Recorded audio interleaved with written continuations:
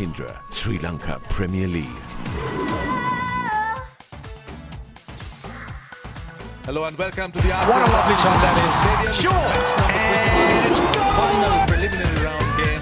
Mahindra, Sri Lanka Premier League. Nagenahira Nagas. Both teams have qualified to go through to the semi-final. Hello and welcome to the what a lovely shot that is. Sure. Our Premadasa International Stadium, and these two teams will obviously be playing for positions in the semi-final lineup, and well, no doubt final preliminary round game. Mahindra, Sri Lanka Premier League. That is sure. Are ready for the toss? Let's go across and join Dean Jones and Kumar Sangakkara. Hello everyone, Dean Jones and Kumar Sangakkara here. Stadium, and these two teams will obviously be playing for positions in, well, no doubt. Dean Jones and Kumar Sangakkara. Hello everyone, Dean Jones and Kumar Sangakkara. Spin, so the quicks might do a bit of damage. I think if you put enough revs on the ball, wickets will turn here, but not as much as you would find in probably the earlier games. But this is going to be a great Stadium, and these two teams will obviously be playing for positions in, well, no doubt. Dean Jones and Kumar Sangakkara. Hello everyone, Dean Jones and Kumar Sangakkara. Spin, so the quicks might do a bit of to do. Tillan Kandambi or Angelo Matthews, and we've got I the think match if you put it referee, here, but not as much as Kumar Sangakkara. both sides will enjoy. tails, and it's running. Hence, what are you going to do? Hello everyone, Dean Jones and Kumar Sangakkara. Spin, so the quicks might do a bit of to do. Tillan Kandambi or Angelo Matthews, and we've got I the think match if you put it referee, here, but not as much as Kumar Sangakkara. both sides will enjoy. I think we have to do our basics right. tails. You've only And lost it's one running. game though. You've played very well. Yes, we have been playing very good cricket, so we want to Running. keep our momentum. Angelo Matthews, and we've got I the think- and any changes in this team? Yes, we have two changes. Shoaib Malik has gone home, and Umar Gul is not playing. So we have Amar Azad. If you put it here, but not as much as Kumar Sangakkara. Both sides will enjoy. I think we have to do our basics right. Tails. Very good cricket, so we want to Running. keep our momentum. Angelo Matthews, and we've got I the think- and any changes in this team? Yes, we have two changes. Just lost the toss. Do you think chasing is an Changes. advantage? Shoaib or Malik a is not playing. So we have Hello Matthews, and we've got the good track, so it wouldn't change that much. You have three players in your squad who's in the T20 World Cup squad. Do you think this? And any changes in this team? Yes, we have two changes. I mean, it has been Just great lost the toss. for all the Do you players. I think mean, especially chasing the is an local Changes. advantage? Shoaib Malik is not playing. So we have Hello Matthews, and we've got the good So I track. think, yeah, it's a great experience for all of us. Thanks very much, Angelo and Kumar. Well, Uva won the toss, and they have It elected to wouldn't bat. change that much. Well, there You are. That's have the story. three Who players has in your won the squad toss, who's and in the they will T20 be World Cup batting. squad. Those Do you are the think two this? And any changes? Obviously, no Umar Gul. They've got Hamad Azam. They've got All the Do you players. think chasing? back, and a few changes in the Nagas side. They've got Tilakaratna Sampath keeping wickets for them. So we're all set and ready. Thanks very much, at the Angelo Arjun and International Kumar. Stadium. Well, The Uva openers won the for- toss. Who's in the They will T20 be World Cup batting. squad? Those Do you are think the this? two And tops. any changes? Obviously, no Umar Gul. They've got Hamad Azam. They've got Shamin Ranga will be the bowler for Nagenahira Nagas, and in the commentary box with me, should I say, a very good evening to Jeff Thompson. Thank you, Roshan. Well, this is a Look at the must-win Sampath keeping round. wickets The last round. for obviously And, no. Obviously, if you do good tonight, you get an easier second semi-final berth. One plays 4 and 2 plays 3. So you finish 4th. You go. Umar Gul. They've got Hamad Azam. They've got Shamin Ranga will be the bowler. Do good tonight. Yeah, and they're playing the best out of everyone. Both these teams are better at bowling than they are at batting, so it's going to be a battle of the bat, you might say. So you get an easier semi-final berth. One play. Do good tonight. Yeah, and they're playing the best. He's got 9 wickets in the series in the Mahindra SLPL. Here is the first ball. Gets a bit of shape straight away. And Munawira is off the mark. Both these teams are better at bowling. Yeah, and the people here, it doesn't do as much, obviously, as what Candy did in the previous week we were up there. But it still does a little bit. It doesn't have the zip either of Candy. They're playing the best. He's got 9 wickets in the series in the Mahindra SLPL. Here is the first ball. In the previous week we were up there. It still does a little bit. It doesn't have the zip either of Candy. Crowd support has been very encouraging. Andy was brilliant. And this is still the first over. Playing the best. Economy rate. He's got can 9 use it. wickets in the series in the Yeah, Mahindra that's SLPL. for sure. Here is the first ball. In the previous Well, they've got their week we were supporters up in. there. So it's 4 and 2 plays 3. So this game will definitely decide on the final placings. Wayamba right on top. A win obviously for Uva will make them 2. Be either way if Nagenahira Nagas win. Nice sound of the bat. Straight to the man at extra cover.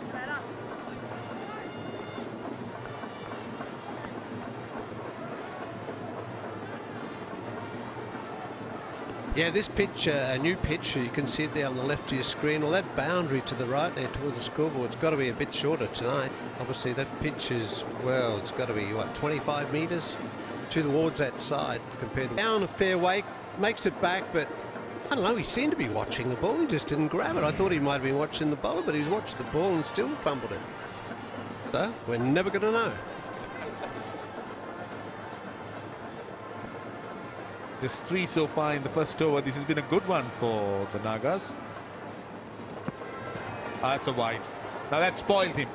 He spoiled the over by bowling that wide. Otherwise he was perfect. Right on target. Bowled the tight line that he would have wanted to bowl. That was poor. Yeah, I don't know why that would be. Just, I think he just got out of timing when he got to the crease, you know, and just pushed the ball way too wide. You don't want to be pushing it wide on that side. That's the side that's short to the left-hander. Well, he's lucky he got away with that. Let's see what he does now. The last ball. And driven straight. Didn't time it. Hit the toe of the bat. So it's 5 without loss.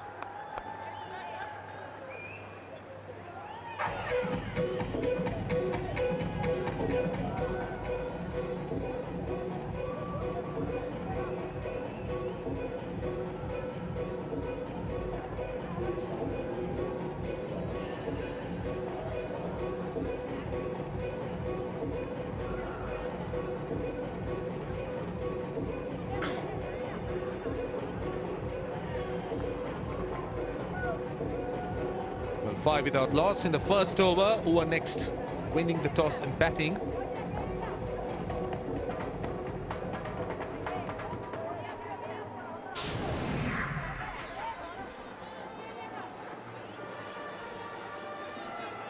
Well, that's the look at the side. Dilshan Munawira already in the T20 lineup in Sri Lankan colours. Quite a strong lineup there, Tomo.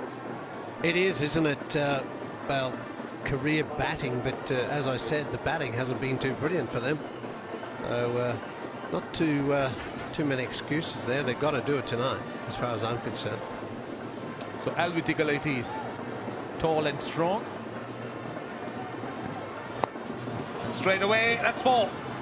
On his pads, and Upul Taranga is so good at it. Needed no second invitation.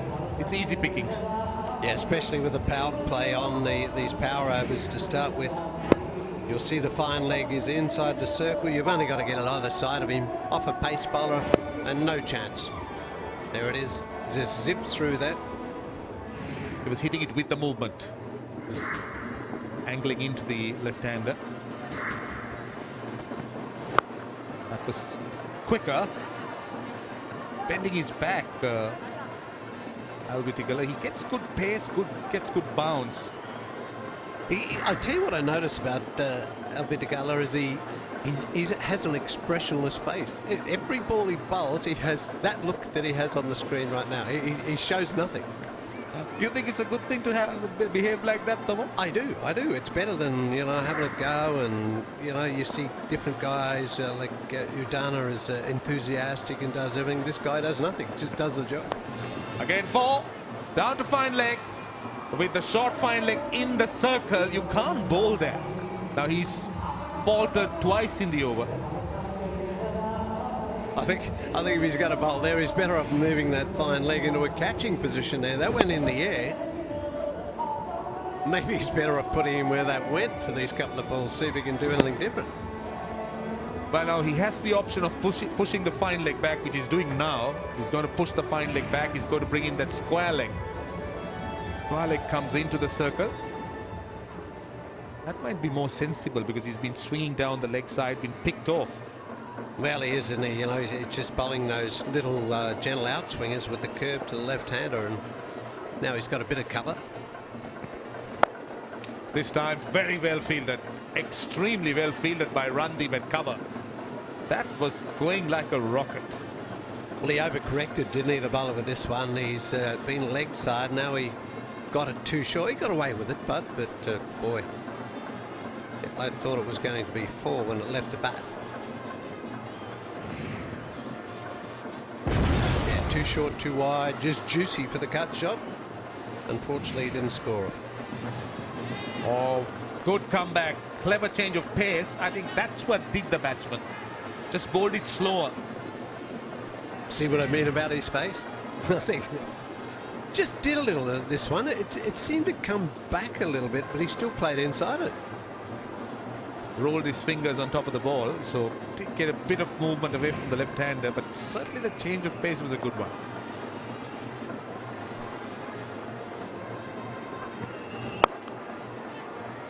Out! Got it mid-off. So that is the first wicket of over next. Hitting it on the up. Bottom man coming into play, and a good catch by the captain at mid-off. So wicket of the last ball. Yeah, it's Taranga. I think it just carried to the mid-off. He'd got a couple of falls in the over and then received this ball. Just held it back a bit. That caused him to hit it on the up. It just goes far enough. Well, it did carry quite easily anyway to mid-off. So a good piece of bowling. Deception there is where how he got the Taranga out, and it's 1 for 13.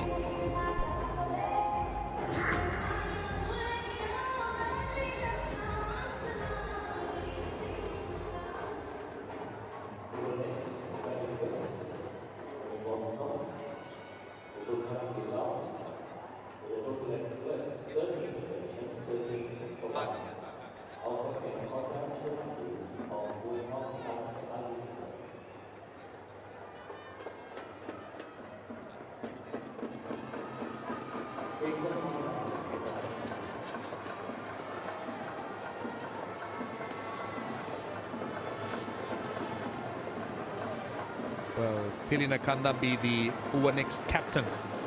He's in at number 3 and got a good strike rate, best of 60. He'll be at the non-strikers end because it will be Dilshan Munawira on strike to Angelo Matthews. This young man has got into the national T20 side, T20 squad I should say.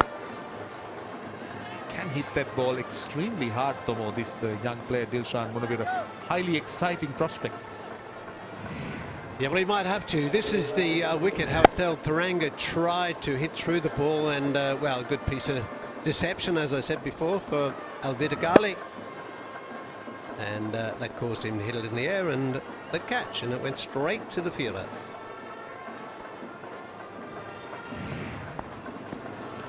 Oh, swing and a miss. He was looking to charge. Loves to go over extra cover. That's the way he plays. Generally hits the ball straight and picks long off extra cover. His zone. Completely missed it. Yeah, he's tried to hit that one over the cover. You can see that by the angle of the bat. But like, it goes straight's not a bad ploy, especially in these power play overs, because this pitch doesn't do much. There's very little deviation if you hit through the line. Straight to the fielder. Suraj Randeep is an excellent fielder at cover. He's a brilliant fielder, I should say. Patrols that plays particularly in that cover region. Comes off with some brilliant efforts. Well, you'll definitely need that tonight on here, especially on the wicket. He's got all the wickets in front of him where he's fielding there now, so the ball will race over that area. You hit it and it's going to skid at you really quickly. Yeah, that's a difficult area to field, particularly in view of those square. The ball will skid off. Just race now. The wicketkeeper is calling for a helmet. Obviously, he wants to stand up. try and reduce Dilshan Munawira's opportunities, because Munawira likes to charge. Yeah, it'll make him think about coming down the wicket, won't it? You've got to watch your options now. Just good point.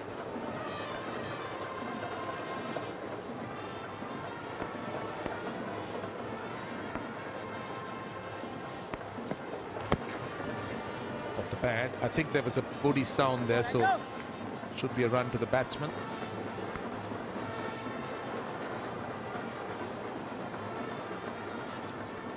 We'll take a look at the wicket keeper. This man is the younger brother of Tilakaratne Dilshan. He can keep wickets, he can bowl off spin, he can bat quite well. A pretty talented package, I can tell you. In fact, talent runs in the family. Yeah, obviously he does. I can see a semblance there. Yeah.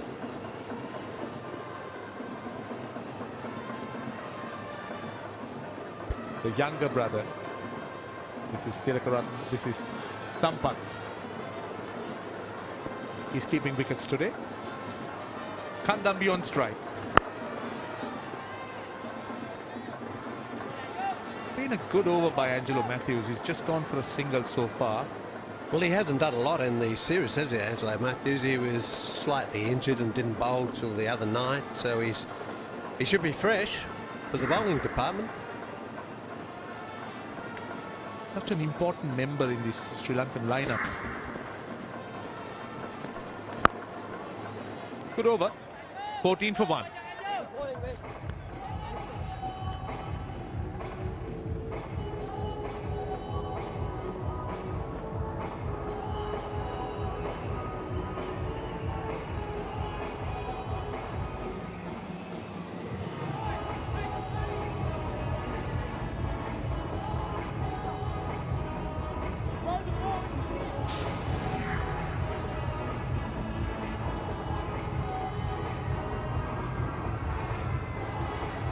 Well, we got one of them batting out there, Dilshan Munawira. The killer denim contenders. All three of them have done quite well. Two of them in the Sri Lankan T20 squad for the World Cup. That's a huge achievement for the youngsters, and of course, that's what the Mahindra SLPL has done. Unearthing some great talent. Alvitikal it is. And it's been a good first 3 overs from the Nagas so far. Seen them bowling with good discipline. They haven't given too many hittable balls. They've kept the run rate down to 4.42 now. Yeah, well, that's exactly what they're going to do. As I said before, Uva have been the worst with the bat, so you'd imagine if you can put some pressure on, they're going to self-destruct. Now this is over the top. Down towards third man. 1 bounce for 4. Oh, in fact, it's 6. It's gone for 6. Well, that's that short boundary out there, Roshan, and that's why the 6 was there. There was a man at third man sort of thing, but this is much too square for him. He got a good piece of it, but not exactly in the middle, and it just shows you it did go for 6. He's that kind of a player, Dilshan Munawira, explosive player. Can hit the ball hard and hit it far. And there you are, the fieldsman was signalling the 6 just over the line. Oh, good bouncer, good pace. Really good comeback ball from Alvitikal, bending his back. Well, he has got a bit of pace about him, hasn't he? And he didn't like that 6, obviously. This stung him into this reply. Oh, that's way too late. He's played that shot and was halfway to the keeper. He thought about it, but look, now he's playing this shot and the ball's gone past about 3 metres. Here another short delivery, looking to push him back. Dilshan Munawira likes to come down the pitch, free his arms. Alvitikal just banging it short, pushing him back a little bit. Like I say, especially with Munawira in there, he loves to play his shots. You've just got to bowl at the stumps. You know, they mix it up at the stumps on this pitch and let him. He obviously looks like he's trying to play the inside-out short balls, so get on a little fuller. And as I said before, you get him out you know, Uber would start getting the shakes in their side. Once again, he's looking to really bend his back. Alvitigala running in hard, good aggressive bowling. Just been that 6 in the over, otherwise 3 dot balls and a single.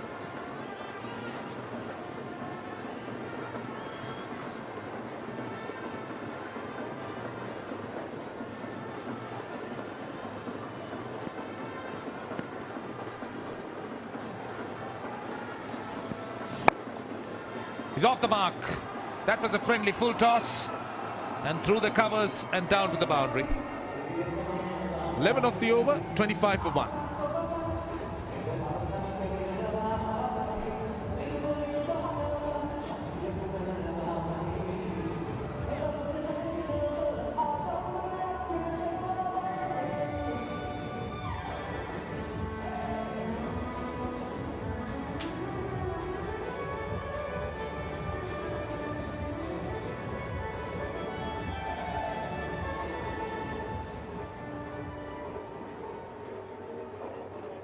So 25 for 1 in the first 4 overs. Well, we've been talking about the Sri Lankan T20 squad and Dilshan Munawira and Akila Dhananjaya, the 2 newcomers. And 2 players who have performed with distinction in the Mahendra SLPL. Nagenahira Nagas starts off with a wide. That's not good bowling. Coming back for a new spell, just going down the leg side. And also giving that extra run. He's looking at the umpire, calling him wide and saying, why is that a wide? Because it's down the leg side, very simply. I don't know what he's complaining about. It was a bad ball. This is what the umpire had to judge on. Well, okay, the batsman maybe should have hit it, but it's still outside the markers there. He's lucky it didn't get hit. So I wouldn't be complaining if I was him. Yeah, he should be pretty lucky. Consider himself lucky, Nagenahira Nagas. That was easy pickings down the leg side. And Munawira just missing out. Now Kandambi's on strike. He's having a slip because he tends to run the ball across the left-hander.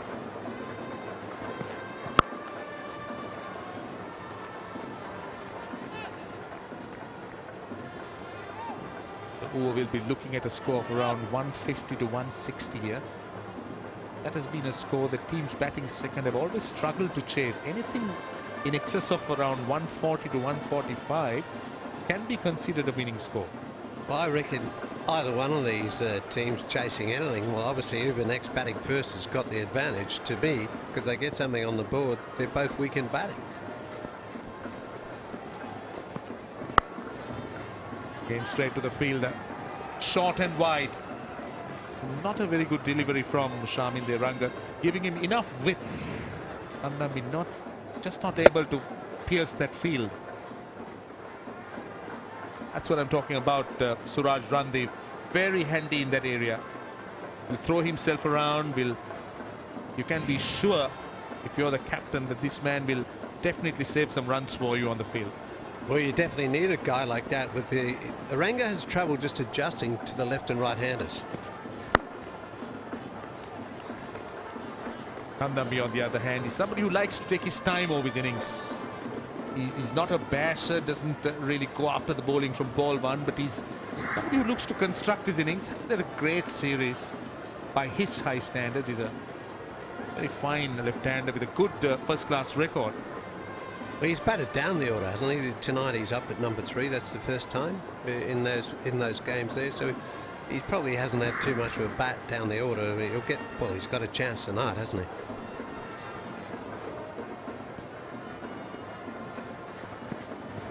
Oh, this should be out. This should be taken.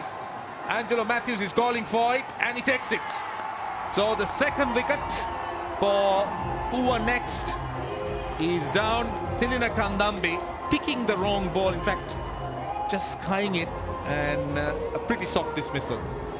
Well, we put the commentator's curse on him, didn't we? We just said to him he's got a chance now to bat properly. I don't know what that shot is. Well, he's tried to flick it through mid-wicket, I reckon. On this pitch, it's a slower ball, and he's got a leading edge and these big bats. Well, he hit it pretty high in the air, but a very well judged catch there from Matthews, and maybe it was a no ball. I think that's a no ball. I can't see it. Something has to be behind the line. Well, that'll be a tragedy if this goes through. Doesn't look too good there, does it?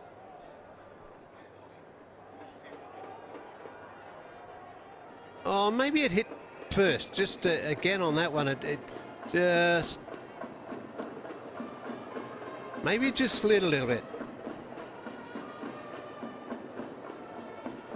Seemed to land on the line and then just slide. So if he stand... Oh! So it's a no ball. That's a very tight call, and there comes the free hit. Well, that's a harsh one, I think. It wasn't clear-cut decision to me.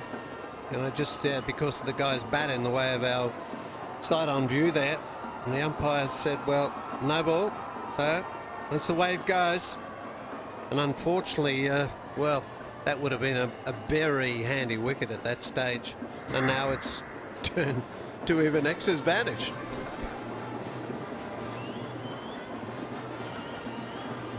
Now Kandambi's at the non-strikers end. The question is, did the batsman cross? Another thing you'll have to look at. Well, I think they might have. If they run, they could have run too, I think, the way the hider went in the air. But you don't take any notice, do you, really? You just watch to see if somebody catches it. But they would have had plenty of time to cross. I'm sure all attention was on the catch, no doubt about it. So anyway, Munavira is on strike, and this is a free hit. Shaminde Ranga it is. And he gets away with it. Well bowled, just a single. So leg by being signal brings Kandambi back on strike. We haven't really seen the slam bang approach in the first 6 overs, but instead it's been reasonably tough going for the batsman. Well, what's he going to do now? He's had a reprieve, but he's back on strike. He's looking around. I don't know. I think you should cash in on your luck. I think he should. He's on 5. And this time he'll be looking for a couple here. Might get only one. Udara Jayasundara is the fieldsman. But he was running hard. Was definitely interested in that second. Well, there's plenty of room out on that side. I mean, opposite side to the offside there, and that's a long boundary tonight on that side there. So there's going to be plenty of batsmen are going to have to run runs out there.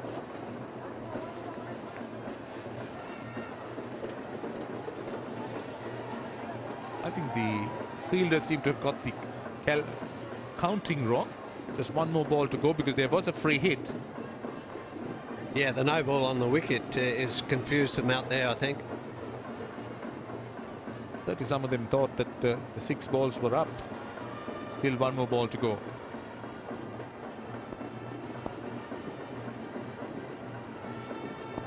So the last ball of the 5th over, Munavira on strike with a slip. Shaminde Ranga the bowler. Punch to the fieldsman at extra cover. So eventful over comes to an end. 31 for 1.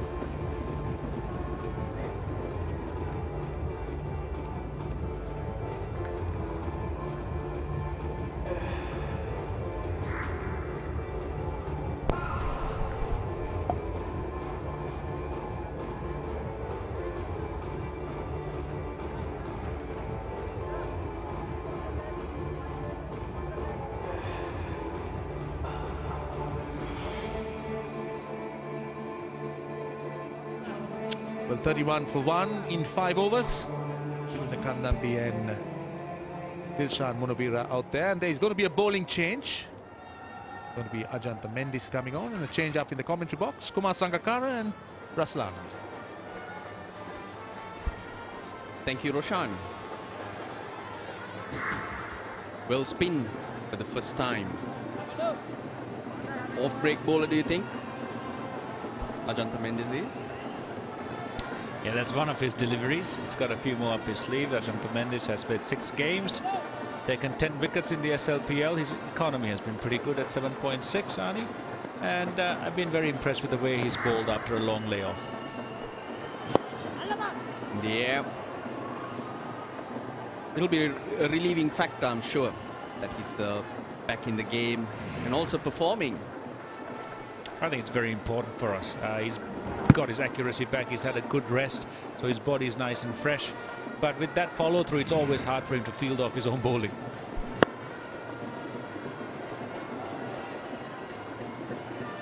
Well, this tournament has served most of these players well. In fact, guys coming in from injury, the opportunity to work on certain aspects of your game and also, you know, to pick up raw talent.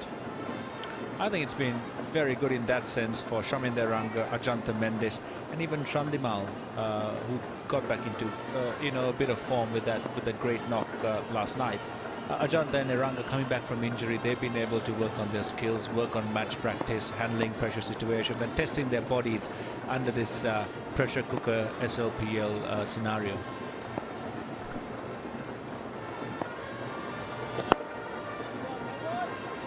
Dilshan Munawira has taken his time today.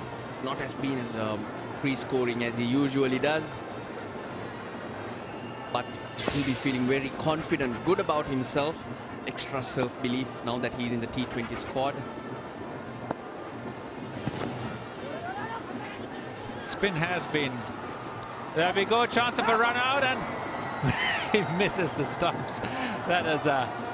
That is a comedy of errors, but lucky for the batsman to get away with that. Yeah, Kandambi had run all the way across. T.N. Sampath, the fielder, needed to get a decent throw in. And even Angelo Matthews, I'm pretty sure, could have still run him out. Good effort by the captain to try and get the ball back to the stumps, but unfortunately poor throw for the Nagas.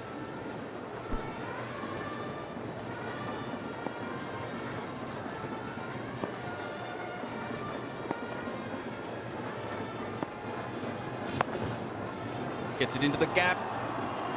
That'll run away though. The fielder got a hand to it, but only succeeded in slowing it down but not stopping it. Imran Nazir was the fielder. A very good shot. Spin has not been Munawira's strong point, but here we see him getting down low enough to get good contact. And it's an interesting situation for him. He's not got off to a flyer, so now he's getting through the 6 overs. He's got to take responsibility and bet on. Goes in the air and into the gap. That'll run away too. So opening his arms finally. End of 6, it's 40 for 1.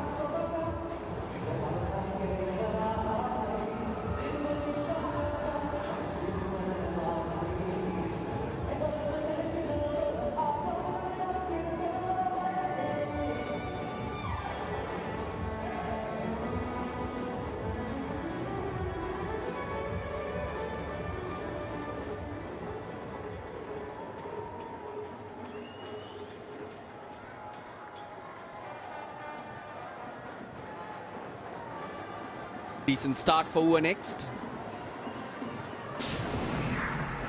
Around 150, 160, that's what they'll be looking at. A bowling change. Colin de Grandhomme. He thrilled us with his batting the other night. Yesterday, I would say. Gonna see him with the ball for the first time at the SLPL, the Mahindra SLPL. It'll be interesting to see how Munawira and Kandambi share their batting roles out there. Kandambi is the more accomplished batsman. He's been around for a long time, played for Sri Lanka in quite a few formats. This is a fantastic batsman. You know, he takes his time. He's got all the shots. Munawira a lot more explosive. So now I think they've got to have a chat here and see who's going to take the responsibility of putting pressure on the bowlers, and if he gets going, how the other person's going to rotate strike and give him more chance to exploit the bowling. Yes, Kandambi hasn't had the greatest of tournaments because I think he's batted too far down the order. Again, rotating the strike is always key. And Colin de Grandhomme, he has played ODI cricket and T20 cricket for New Zealand, but has represented Zimbabwe at under 19 level. He was added to the squad late, just joined the team only last week, but contributing right away. Choose the call. Good fielding in the deep. Ajantha Mendis really did well to get to that ball quick. The rotating strike nicely, hitting down the ground, full face of the bat, which is important. Sometimes you can get carried away on Sri Lankan wickets, trying to be very, deft and try nudges down the third man and find leg.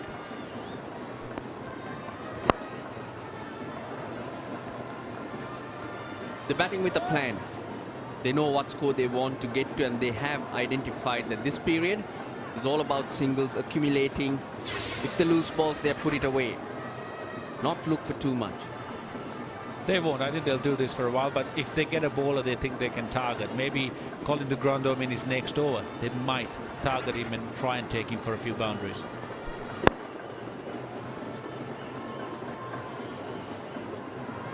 You had a look at the pitch. What type of score would you set your mind on?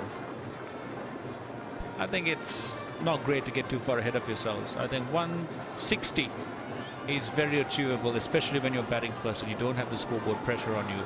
You can set yourself a foundation, take your time and choose when to accelerate.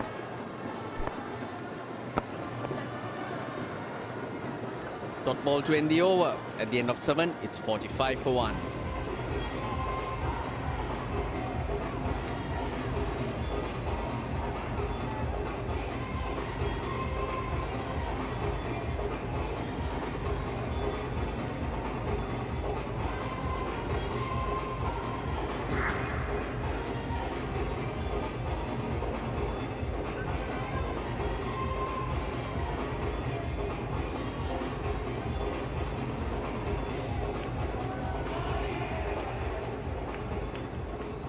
Who are next? The 23 dot balls. That's always an area any team would look at when they're making their team plans. Try and play as many or as least dot balls as possible. It's always key in going on to make a big score. Suraj Randeep from the Kettarama end. 36 matches, 36 wickets for Randeep. It's strange, Russell, because they had a very good over ball by Grandhomme. Went only for 5 runs. And they took quite a lot of time bringing Suraj Randeep into bowl. They took their time setting the field, getting into position. I think when you bowl the good over in T20 cricket, it's very important to rush the batsman into the next one. So you keep the momentum with you, you keep the batsman guessing. They don't have time to gather their breath or their thoughts by having a little chat in the middle for too long. You speed it up, you run between wickets, get into position, bowl another over and see whether you can sneak one through.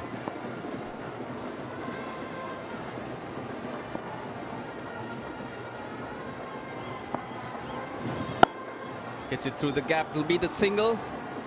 Well, Mandira's roaming around once again. Let's see what she's up to. Thanks very much. I'm here with Ahmed Shehzad. What do you think of the score so far? You've done a pretty decent start, no? Yeah, they're off to a very good start, and I think they're going well, and we bowling well as well. I think 1 wicket will be handy here. Interesting to see just 3 foreign players today in your team. Why aren't we seeing you in the playing 11? The thing is this is in the end, this is a tournament for local players.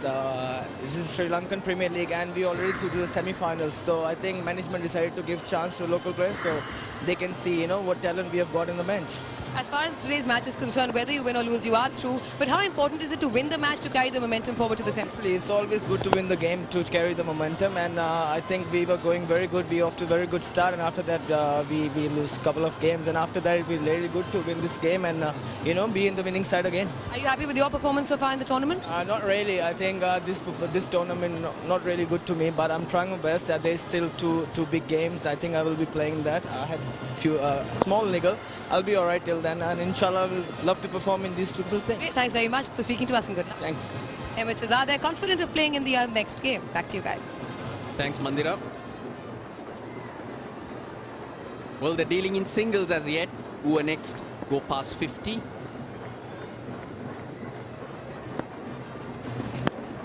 That will be a wide. Just a bit of turn for Suraj Randeep. The incentive for today's winner is that they would avoid Wayamba United, who seem to be the team in form. Of course, but then they'll have to play Kandurata, Russell. Not easy. Gets it into the gap. Munawira will come back for 2. We'll come back to your chirp in a bit. At the end of 8, it's 53 for 1.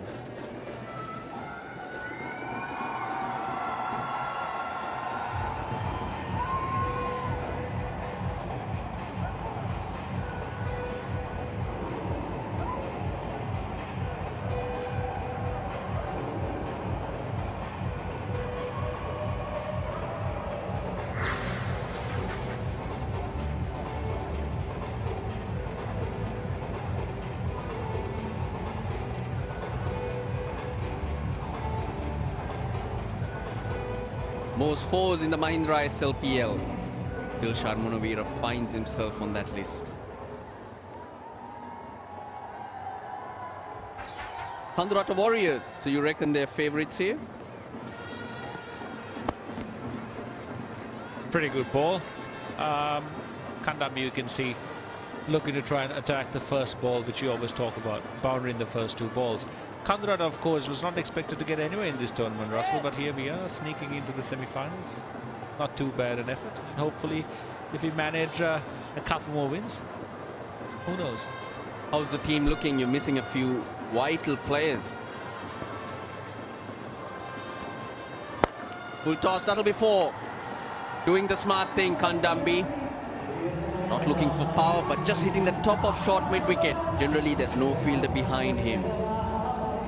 I think the first ball where Kandambi attempted, big heave on the onside, put Grandom under pressure, and he tried to go for probably a Yorker and just overbowled it as a full toss. He follows up the boundary with a single.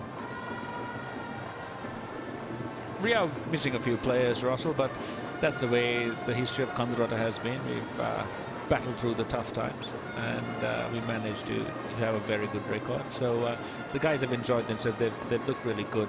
Sanat's led them fantastically well since coming back, and everyone's looking forward to the semi-final. Again, picked away into the gap. It won't go for 4, but 2 runs nevertheless. So who would you prefer to play out of these 2 teams? I think for us, we're just happy we're in the semi-finals, Russell. Yeah, beggars can't be choosers. Anyone for us, but I think these 2 teams will be probably planning out who they want to, and I think they've settled that Kandurata is a safer bet for them. I understand what you mean. I saw the celebrations when the rains came down the other day.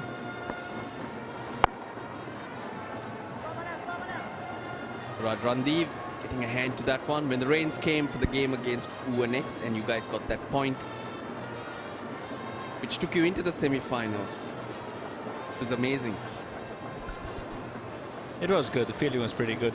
But we've done the hard work to get to this position. Now it's to try and enjoy the rest of the time we have left in this tournament. Get another full toss this time. Kandambi unable to get it into the gap. So at the end of 9, it's 62 for 1, and that would be the strategic timeout as well.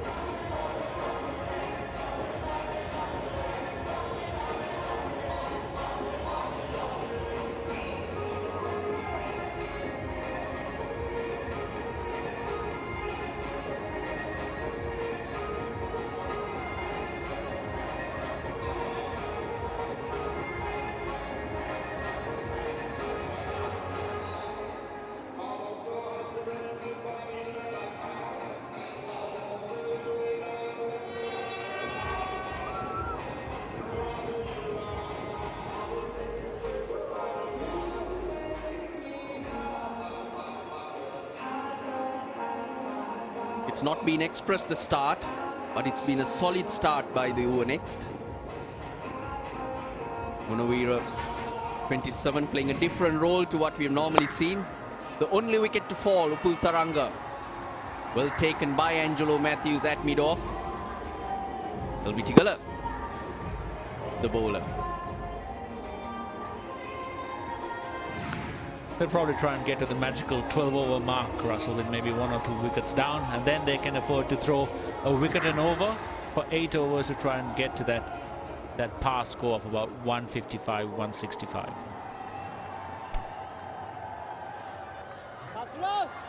Both teams experimenting to a certain extent, because the loser will have to play tomorrow. Therefore, keeping their players fresh as possible is a good way to go.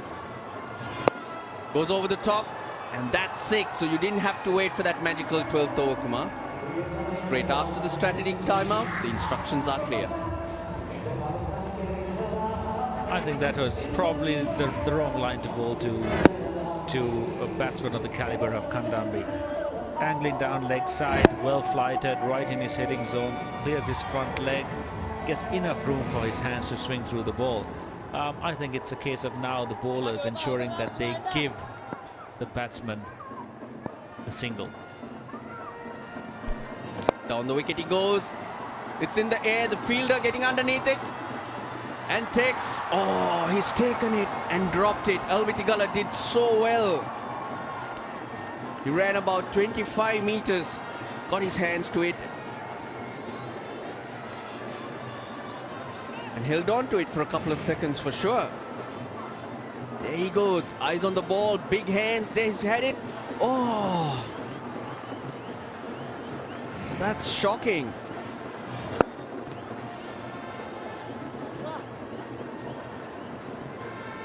Basically had it under control. Herschel Gibbs in the World Cup, Russell. But luckily for Nagenahira, there's nothing so big at stake tonight. They both assured of a semi-final berth. Again, Kandambi wanting that strike. He plays spin well. He's one of those players in domestic cricket who are the better players of spin. He likes that slog sweep. He's a very accomplished player, Russell. He bats very well against pace or spin. That's a great effort to get to the catch. Nagenahira chips it onto the onside. It's a shame he couldn't hold on to it. He did everything right. Actually held on to it for a bit of time. And then the ball just slips through his hands. I wonder if that's long enough to be adjudged out as a catch.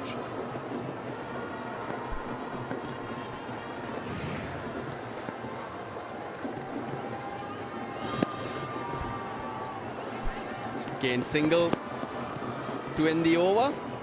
11 runs off it. It's 73 for 1.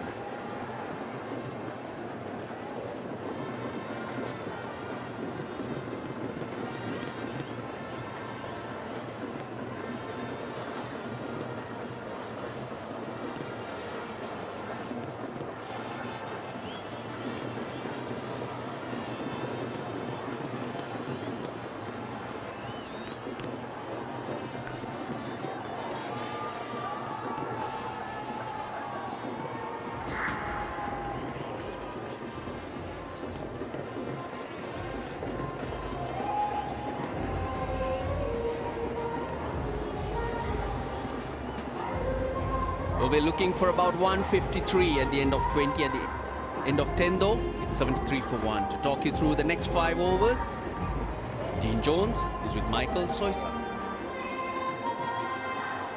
Thank you, Russell. I hope you're enjoying this little context.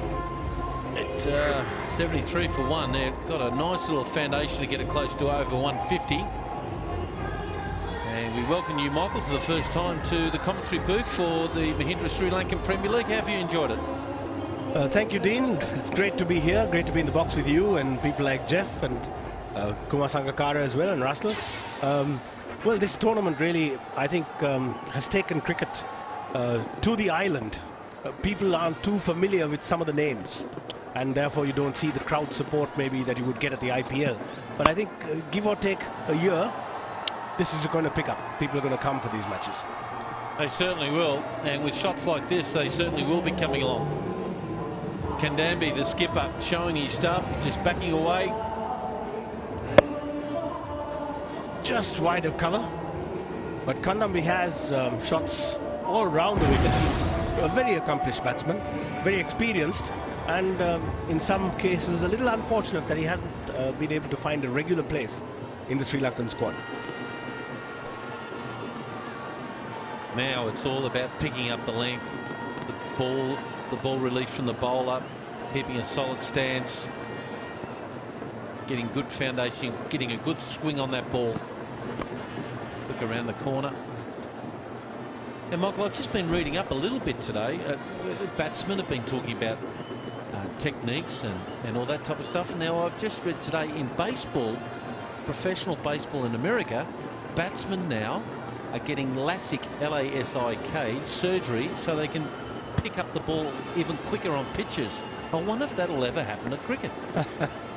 Well, I think when batsmen got into contact lenses, it was something new. I think Boycott was one of the first to do that. What about that for a shot? Oh, marvellous shot. Let's have a look at Dilshan Munavira.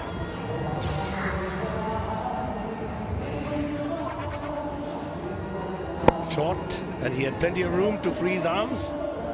And 6 from the moment he left the bat. Yeah, Munavir, I've been impressed with him. He mightn't need LASIK surgery at all, but at the moment, most guys have 20/20 vision, but they're trying to improve the vision of batsmen, get them down to 20/10, actually strengthen the eyes, pick the ball up quicker. It's all very well, they have good technique, but if you can pick the ball up as quick as that, as he did, smashed it away through point. Well, they're well on the way. 84 for 1 from just 10.3 overs. So the run rate going up steadily. And that's wide. Slower ball attempted there, but too wide. Ball might be a bit tough. It was just inside the line. They've got these lines there just to give the umpires just a little bit of a guidance. He thought, no. Tough call on the bowler. I think it might have been a bit harsh. I just wonder where the umpires stand when the batsman moves around the crease and what guidelines they give then. This is a good deck to bat on. A really good deck to bat on. 86 for 1. Munavira looking very, very good. He's normally, Dean, very aggressive when the medium fast bowlers or fast bowlers on. He's normally not quite so good against spin, but today he's played the spin as well as anybody has. Kumar Sangakkara read this pitch beautifully. He said, Dino, even I'd like to bat on this. And he hit that well. It's got a bit of a sheen to it, which you don't often see for international pitches around the world. You can see from the lights that if you've got a bit of a sheen on it, that ball's the ball, you can see it there. See the sheen on it? You get that sometimes at Perth or Jamaica even. I used to see that. You don't often see that little sheen there. And that tells me that ball will come onto the bat. And there's a bit of grass, good leaf on the pitch. Is it an indication, Dean, that there may be a little bit of moisture in there, so the ball's coming through quicker as well? Oh, I think there is. And they're in all sorts of trouble, the Nagas here. 86 for 1.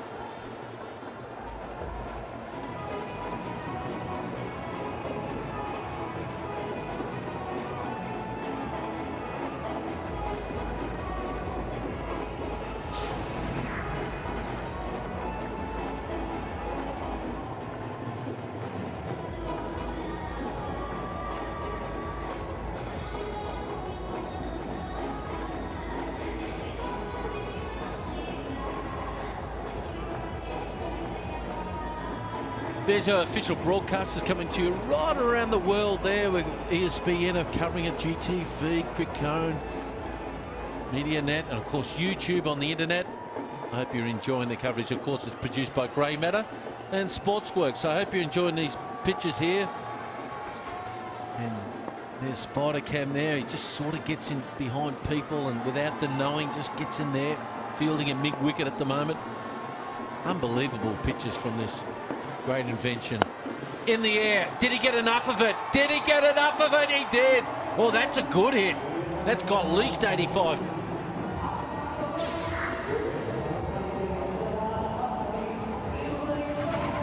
Yeah, he put his foot down the wicket and pulled it from way outside the off stump. Treated Mendes as an off spinner and struck it beautifully.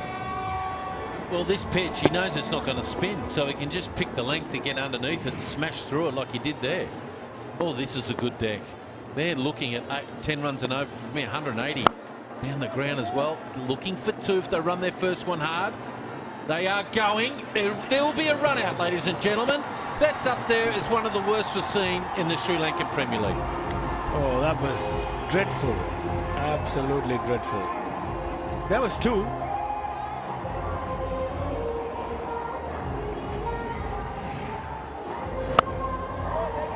I think the set-off saying 2. And Kandami came back straight away. Munavira never made any attempt. He did turn blind, but it's not his call at the non-striker's end. It's the guy at the striker's end, but he's gone. Unfortunately, Kandambi, running your captain's not a good move either. 33 he's gone for, it's 93 for 2.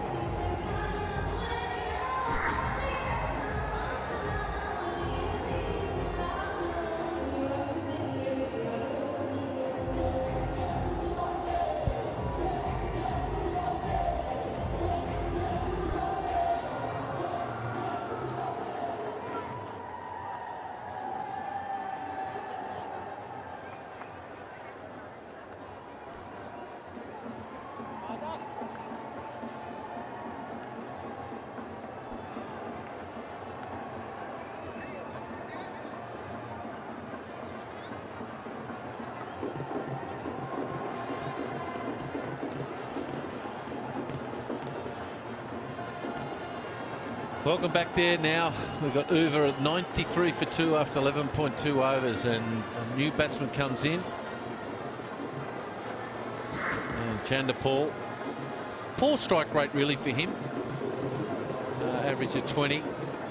But the running between the wickets, that is up there as one of the worst. Yeah, that was really bad. Turning blind. Here we are. Driven into the covers. Call of 2. Turning blind and just coming straight down without looking at what his partner was doing. Well, it was Kandambi's call, and he didn't respond to it. You got to trust the guy who's calling. You know, that's just poor running. Very poor. Munavira's mistake there. Kandambi's luck ran out because he caught off a no ball, and Chandapal off the mark. 2 there. We want to see a bit of tent. But trust me, it's not a really good career move to run your captain out. And don't argue with your captain either. Just getting a bit pumped here. They need to get back-to-back wickets. And the only way to get the run rate down is get a couple of wickets. Get them in a hurry.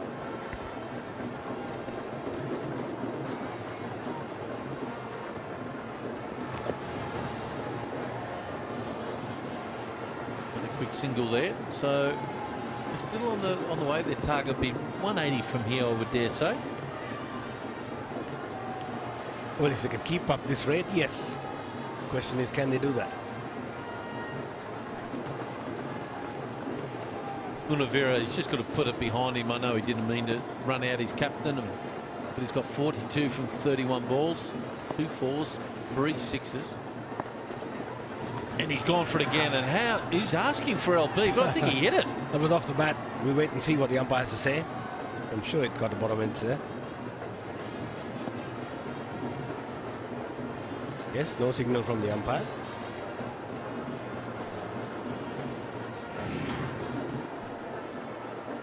The wrong one. Inside edge. I don't know what he's appealing for, Mendes. Ball must hit your pads first. I think he thought it hit the pad, but it never touched the pad. Nice shot down the ground. So, still a good over for Uva, even though he lost a wicket. 13 runs from it. It's 99 for 2.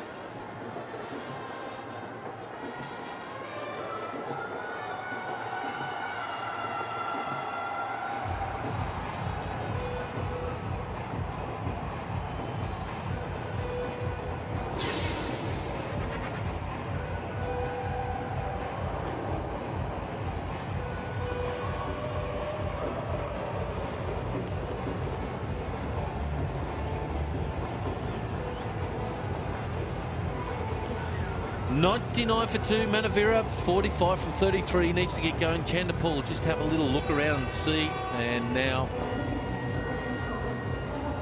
Alvitagala comes on. He's got through finishing his spell of 4 overs. Oh, he's got an inside edge there, there's no run there.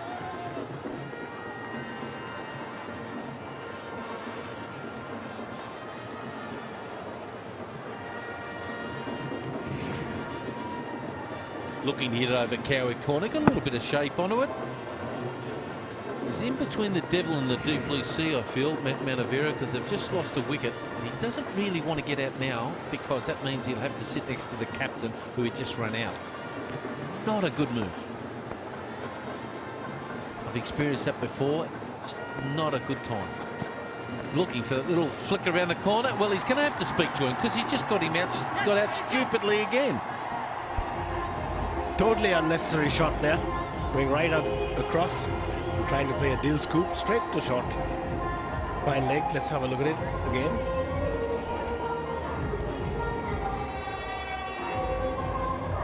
I don't understand why he's played that shot. I really don't. Way outside the off stump. Straight to the man at short, fine leg. Couldn't have had an easier catch. Well, Nagenahira, he's gone for 45 and it's 99 for 3.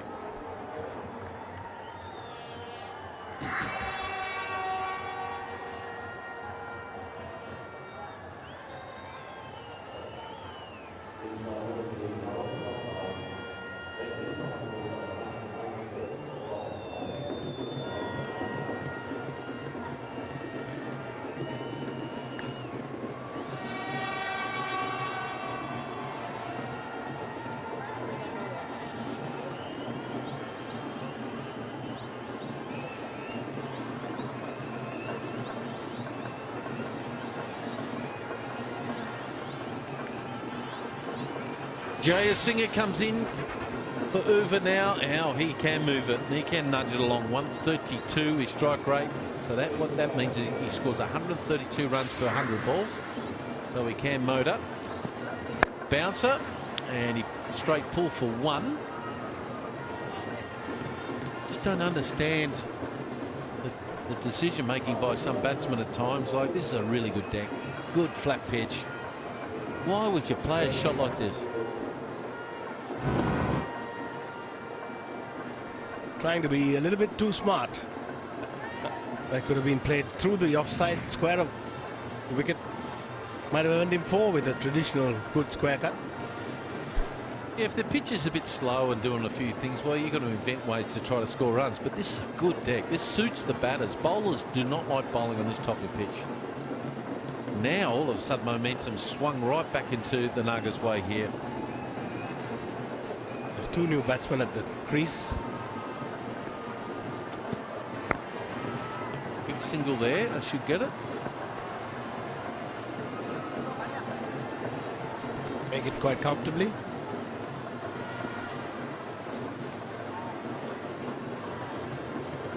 Looking forward to see how Chanderpaul will play this. Like, normally he just likes to go at 105 to 110 runs per over, but he needs to pick it up a little bit for me. He's a class act, a very, very good player in his own right, but that's not the best of seasons for me.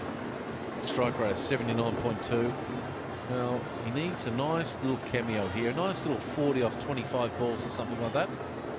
It's exactly what Uva need now. They don't want to play against Wayamba. Big side, because the loser will be playing against Wayamba. And the only thing that looks like it might beat them is Duckworth Lewis.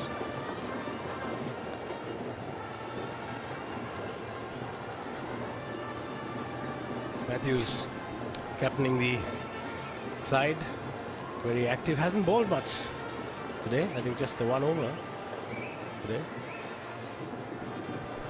He's going to probably have to bowl the next over to fit his 4 overs in, or maybe he just wants to bowl 2 or 3, saving himself up for the finals. No run there. That's perfect line to Chanderpaul. Ends the over, just 3 runs from it. The Nagas are back in town a bit. 102 for 3.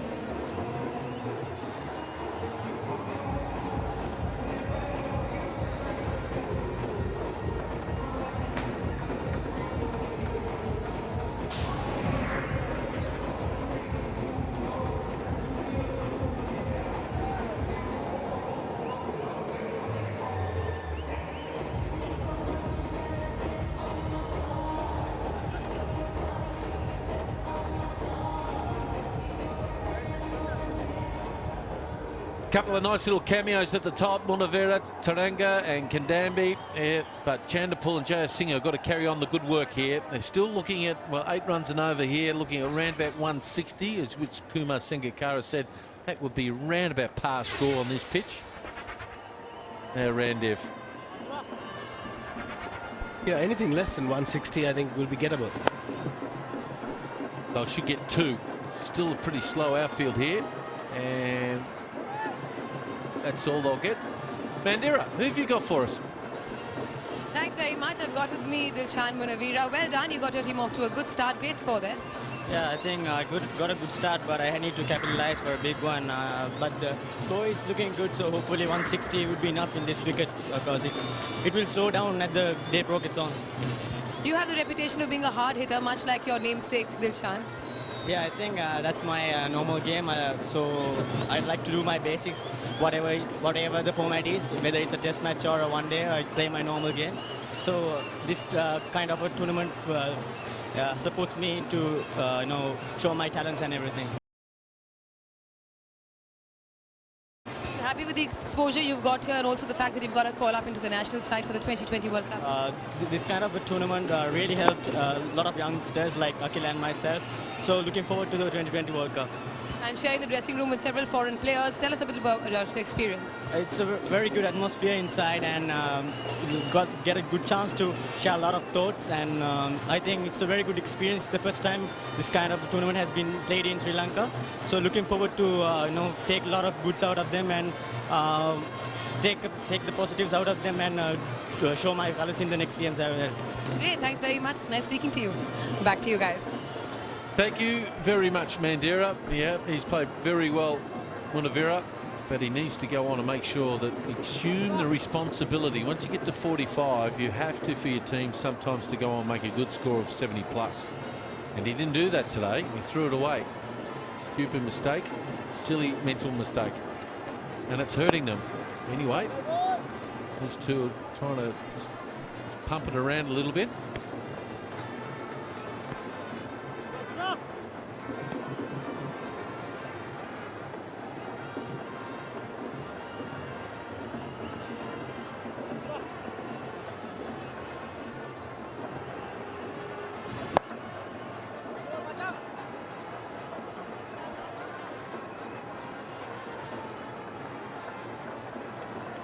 Not a huge hitter for sixes, that is Chandapul. But on this ground, I have no doubt he's eyeing up a shorter boundary on the leg side. Mind you, I think he's got a bat there that must be at least 3 years old by the look of it. Oh, what about the reverse sweep for 4? What about that, Michael? Oh, that was extremely clever. I haven't seen Chandapul play that shot before, so he's been practicing it for the SLPL, I think. I've never seen him play that shot before. Premeditated, winds up, changes his leg stance and whacks it away. I don't mind the shot, but if he gets hit in front, LBW, I still think it's out. I don't think batsmen should be allowed to change their stance, for me. It's obviously a debatable point with the MCC Laws Committee. Front edge, they get a quick single. So that's 11 runs from the over. It's 113 for 3.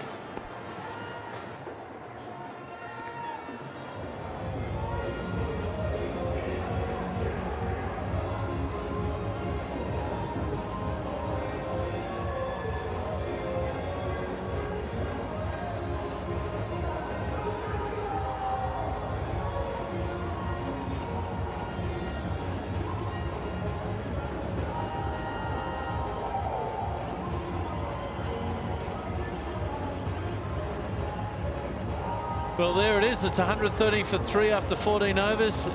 Chandapul on 9, Jayasinha on 6. It's the strategic timeout.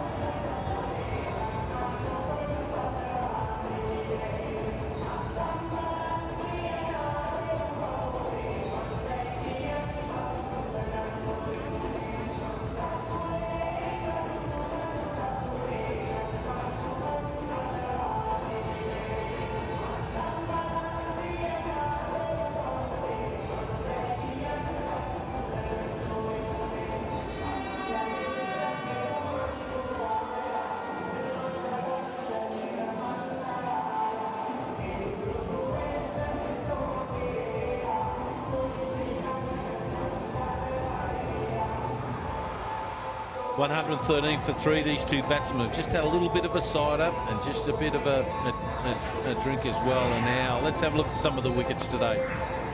That's Upul Taranga driving on the up to Matthews at mid-off. Didn't quite get a hold of it, slow ball. And this was the run-out where there was a 2. And Kandambi called for it. Bonavida didn't respond. And the captain was run out by yards. And then this stupid shot by Bonavida a couple of balls later, trying to play a dill scoop, premeditated, soft catch to short fine leg. Well, the Nagas have got a bit of momentum back here and a couple of wickets to Avitagala, and Matthews have only bowled 1 over for me. For why he hasn't bowled, he won't be able to bowl his, well, he might be, he's bowled 4 overs there.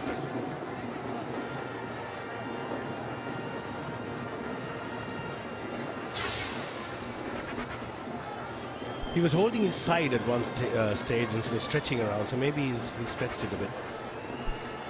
Yeah, nice little work around the corner.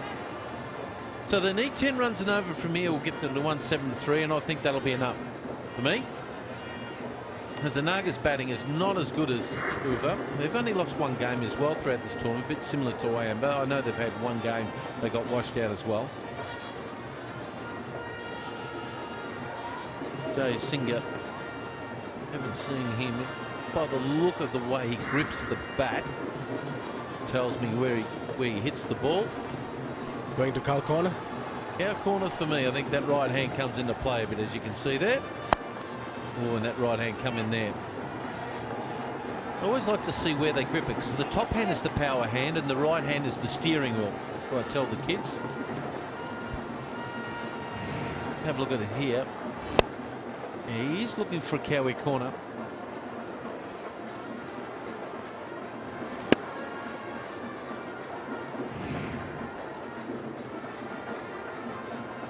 Pulls it away. Oh, he's lucky. It might be a run out, and it will be a run out. Oh, dearie me. Oh, dearie me. How do you spell kamikaze? Well, they're certainly throwing away their luck. That's the second run out.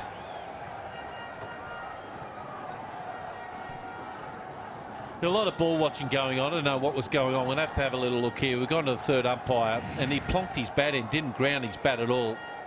Good throw, bounced it in so he wouldn't throw it over the keeper's head. Pick it here, and he looks like he's in a lot of trouble from here. Yeah, and I don't even know why we've gone to the third umpire. Don't even know why we've gone to the third umpire.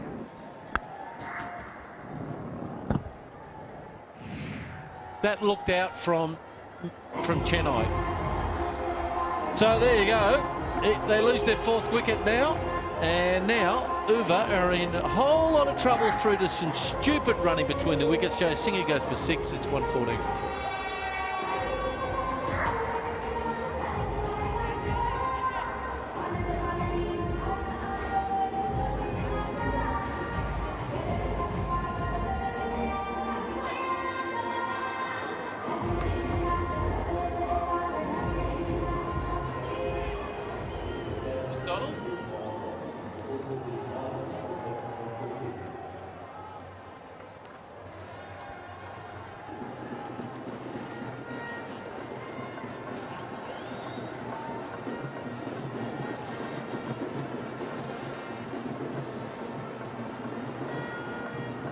I know a few people have walked away from the TV set with a few shake of the heads. I know that there's been a couple of silly runouts, but also there's you can shake the head here. Andrew McDonald, his strike rate of 128. He bats in the top 3 in Victoria and also for Bangalore, but the reason why he's here is this. Pulls it away, and ball watching for me. Just a stupid run out. There was no run in that, Dean. No, don't you agree? There was no run. Absolutely no run. Yeah, and Chanderpaul worked out pretty quickly, yelled out no straight away, but they kept running. But anyway, McDonald comes in. He bats in the top 3 for Bangalore in the IPL, but he's coming in at 6 here. Go figure. I'll be using him in the top 3 for me. Works on the leg side. So anyway, you've got two experienced players who've been around a bit, so you're hoping that they could get the score over 155 here. One more ball to go on this over. 2 to go. And the SLPL moving towards the semi-final stage after this game. Yeah, McDonald's good down the ground, but he also can hit it very good over point. Not the quickest between the wickets. He's very good through that area there. And that should end the over. So 3 runs from it, it's 116 for 4.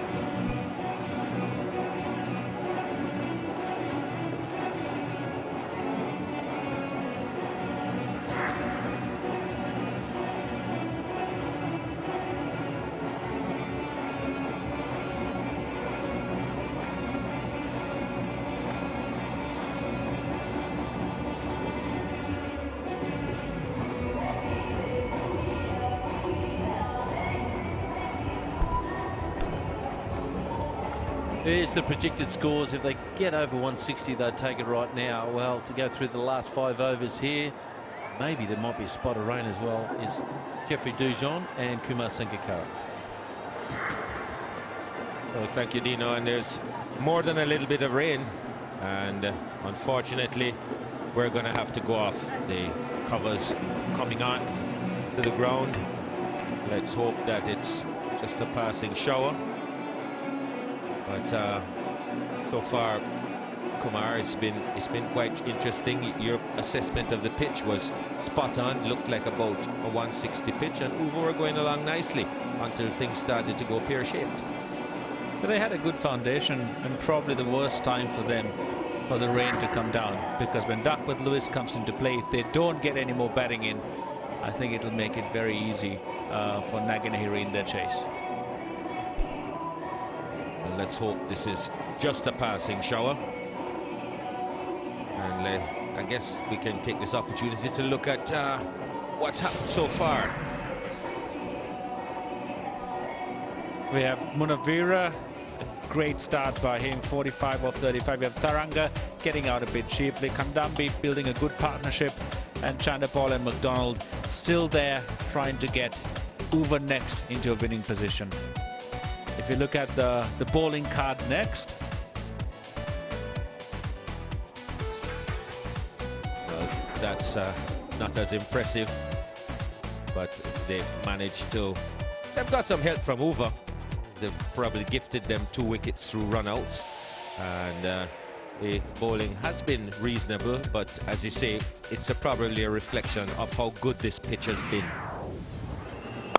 This is the first wicket to go down. Tharanga tried to hit one on the up and just got it to Angelo Matthews at mid-off. the catching by Nagenahira has been pretty solid, except for that one miss by Alvitigala. Yeah, I think the 2 runouts really, Jeffrey. This one, Kandambi running down, no response from Munawira. Probably the second was there for the taking. So those 2 runouts really costing them a lot of momentum. And here we see Munawira not really playing to his strength. He probably could have gone down the ground or even over mid-wicket, but trying to be a bit cheeky and holding out at short fine leg. So that definitely slowed up Uva's momentum, and this didn't help either. Mix up with Jayasinghe and Chandapal. A single that probably wasn't there in the first place, and Jayasinghe caught well out of his ground. That's what's happened so far, and if the Nagas have managed to get the required rate, the run rate rather, below 8. They were travelling nicely above that, and they could have really have gotten some more wickets. There have been some really not so good bowling. That was a no ball. That could have been the end of Kandambi, and this also could have been the end of Munawira. And then there was this one, Kandambi going aerial and put down.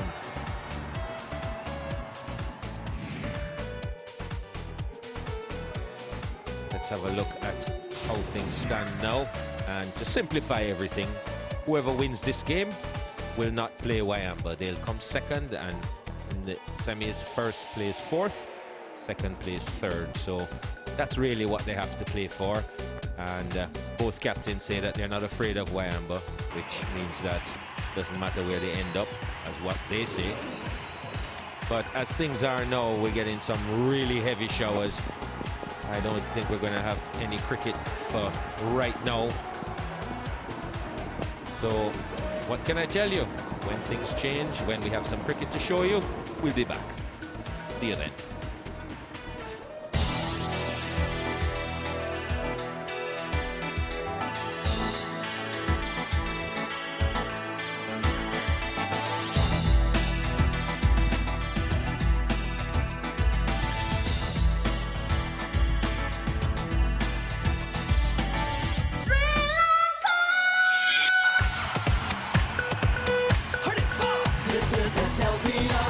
Mahindra, Sri Lanka Premier League.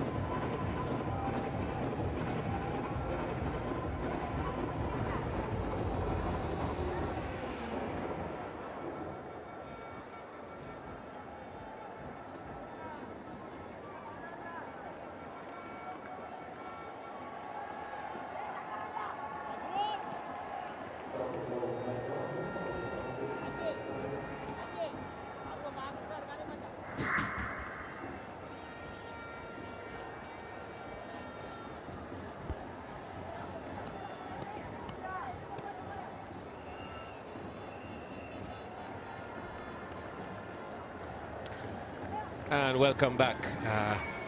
Fortunately, we just had a passing shower. The ground staff have cleared the field of covers. Players are back out and we're pretty much ready to go. And the Paul on 11, McDonald on 1.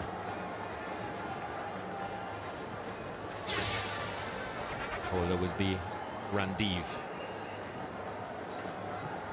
Players signal to the scorers, everything is ready, and here we go.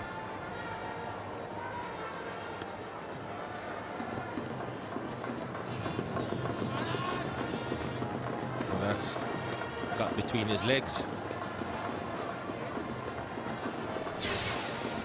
It'll be a bit tough to get back into rhythm for Chandapal. Has to come back and get used to the conditions a bit, once again, but T20 doesn't really allow for that. Randiv a tad expensive at just over 9 runs and over. So they'll be still looking to put some pressure on him.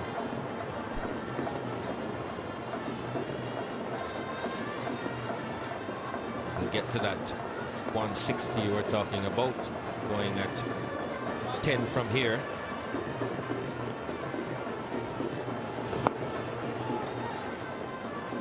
Could be a little mix-up again, but they'll have to get a move on.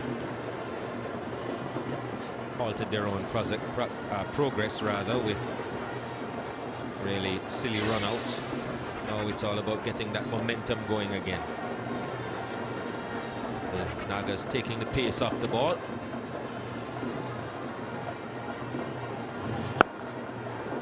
Well, he's got hold of that.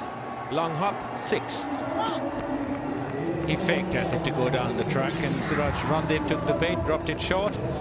The 36th 6 of the tournament. Bit of a tongue twister, Jeffrey, there for me. 83 meters, that one. Small man, Chandapal, but he can hit it a long way. He's got good timing.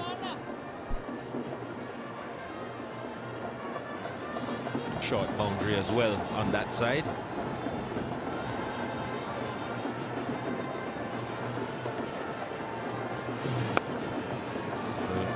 Keeps it on the ground this time. Pick up a single. 7 runs from the over so far.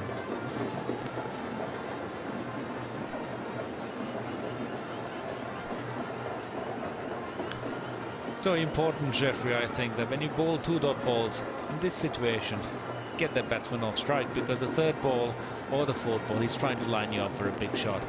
Give Chandapal a single off the 3rd and get a new batsman on strike who's still playing himself in, and that relieves a lot of pressure on you as a bowler.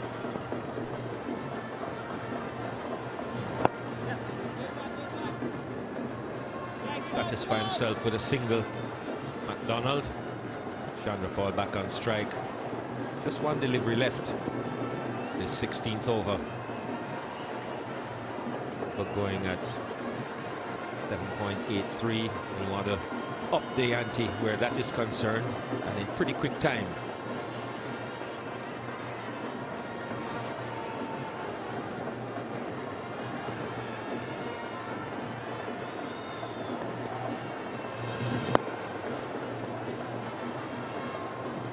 Get more than 1 there. Single to end the over, 9 from it. We've had 16, it's 125 for 4.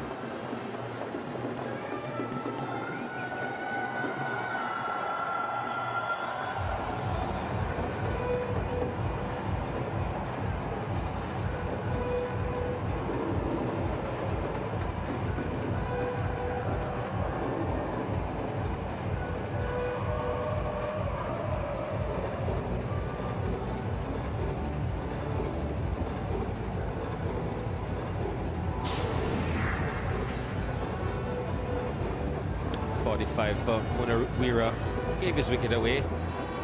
Taranga, soft dismissal as well, and Kandambi, with the help of Munawira, run out, and then the run out of Jaya Singhi slowed things somewhat for Uva.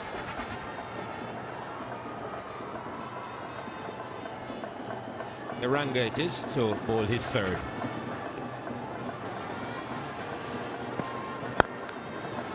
That stroke nicely threw mid off. That'll be 4.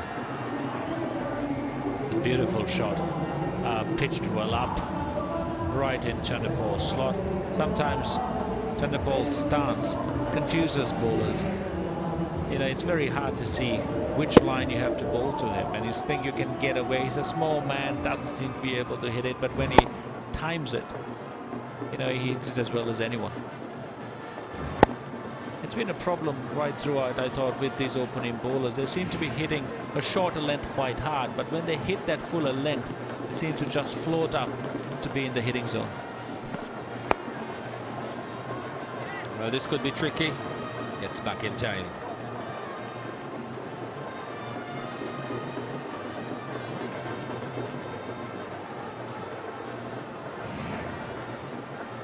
Trying to get on with it, Shivnarine Chandapal. Just close the face of the bat on that one.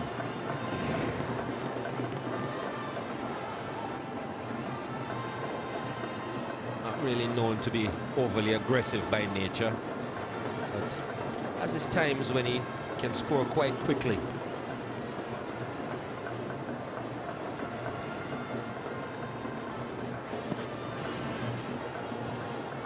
Gets through and past the bat with that one, Iranga. That will be a bit of a relief. Gives a bit of pressure when you've been hit for a boundary early in your over. Is that something that you tried to do, Kumar? It's something we always talk about, Jeffrey. If you're looking for a boundary, the first 2 balls of an over, because it puts the ball under considerable pressure.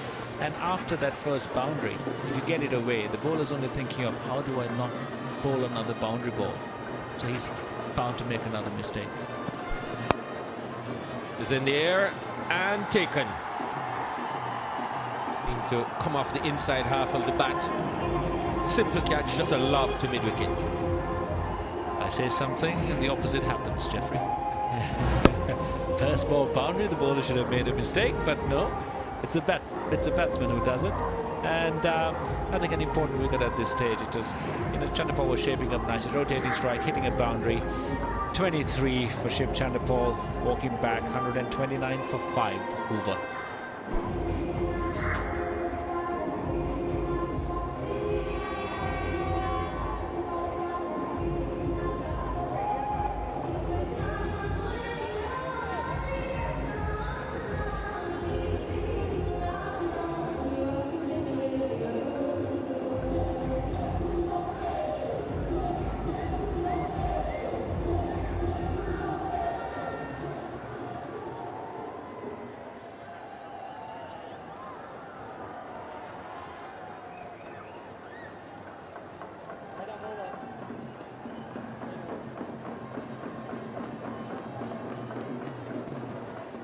So Chandrapal departs, and it is the man mountain, Jacob Oram, that comes to the wicket. All 6'7" of him.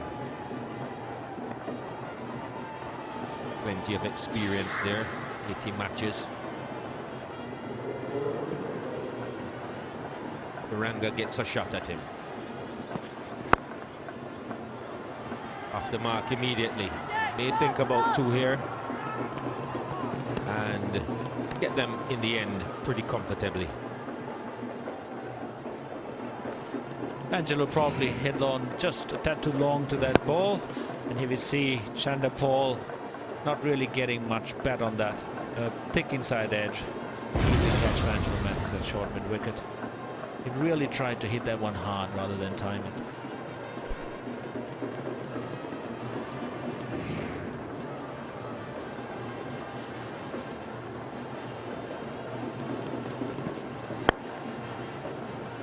Down the ground again, they'll look for 2 here.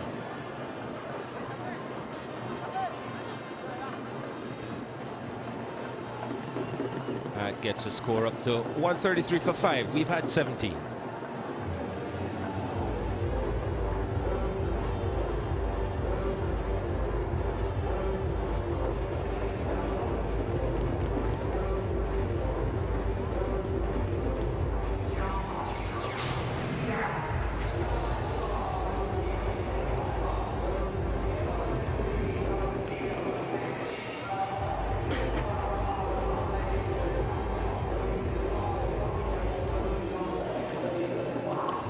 Well, the Nagas have added the wicket of Shivnarine Chandapal to their resume. 23 of 18. Forum now join McDonald. It's Janta Mendes. This comes back for his third over.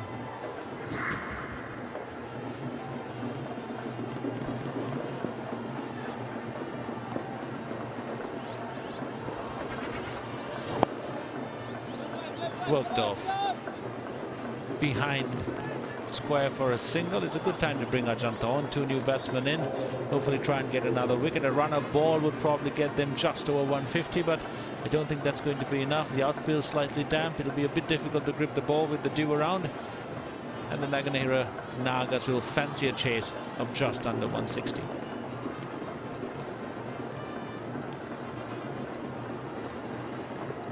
Well, they have a choice over. They can get it up to 10 per over and get 162. That's going to take some healthy blows. Man Mountain goes for the fences, and that's 6. Over the way, Stephen from a spinner, should be a no ball. 137 sixers. That went quite a long way. An easy ball to put away. And I think, again, the momentum's swinging back Uva's way. Got to get a few of them away to get to the 170 mark, hopefully, which will probably be quite a defendable total. They've certainly targeted that short boundary. So Matthews at rack suggesting that the ball is quite wet. It's a little bit difficult for Mendes to grip it.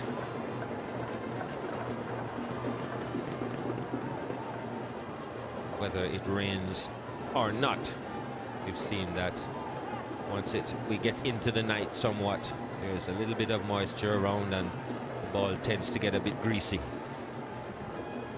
Good sign for Uva. You need a good dry ball to be able to hit your Yorkers at the back end of a T20 game. So this might mean that the faster bowlers will finish off the innings, will not be able to execute their game plans as well as they might have with the dry ball. That was a very short delivery. It suggests that Mendes had to hold on to the ball a little bit tighter than he normally would, just to make sure that it didn't slip out, and just pulled it down.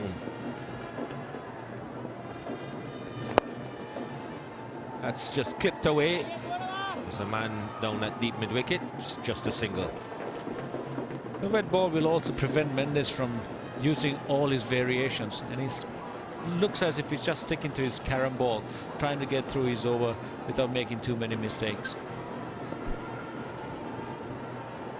Wouldn't really expect a damp ball to turn that much. Surface of the pitch, as Ian Jones was saying, is a bit shiny. It's a lot to grip on.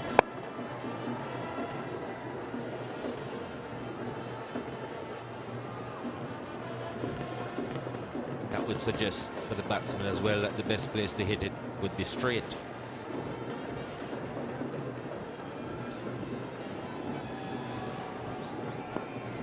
Ten runs already from the over. 1 more ball to go. A single here would suit Mendes just fine.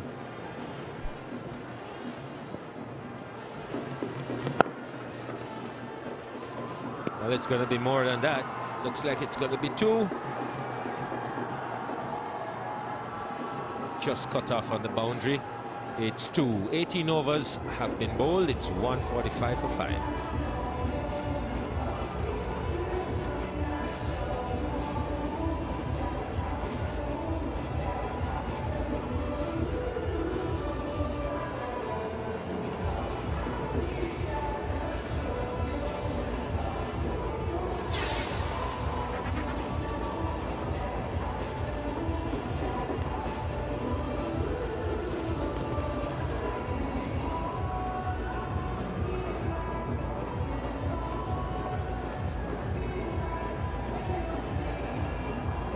for building a few houses.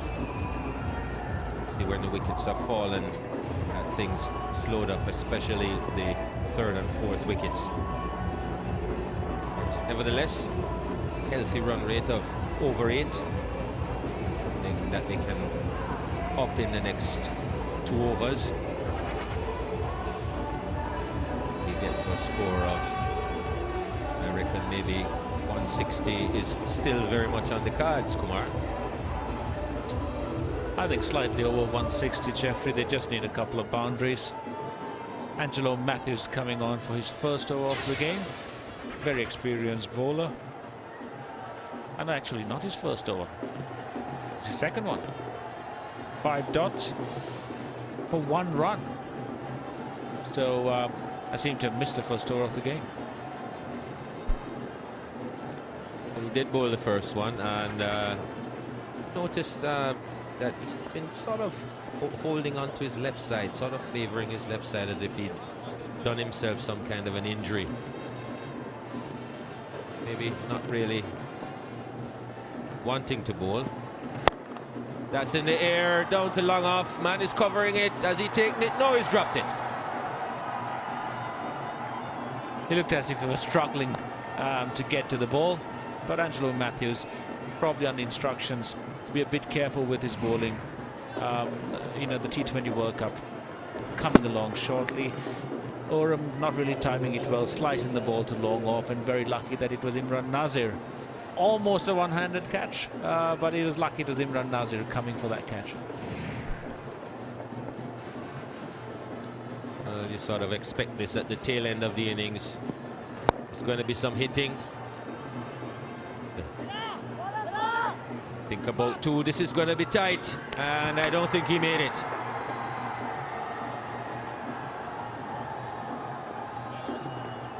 It'll be very, very close. He's a big man. That fast.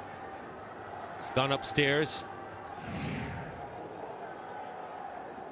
Throw is on the way as he's trying to make his ground, and that one's close. Did he make it? We'll have to 1 frame. That's out. That's out.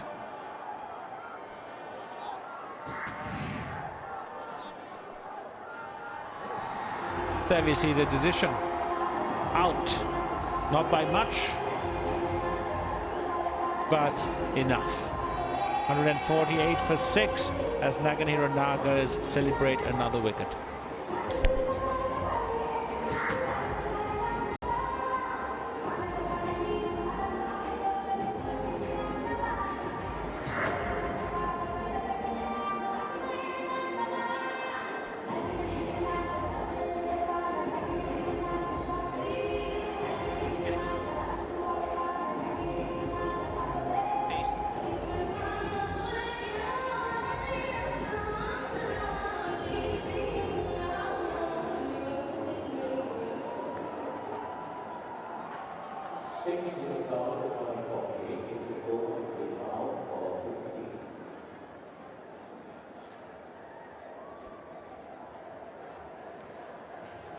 Well, the Nagas have certainly mounted a charge to get back into this game. They've taken 6 of the over wickets as Ahmad Azam,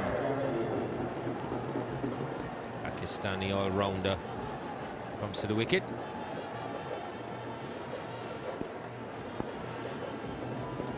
Lots of run-outs tonight.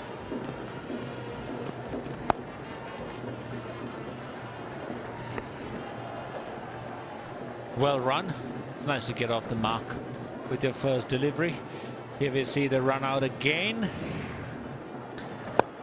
Not really timing it again. The ball slipping through quickly off a length. A slow turn.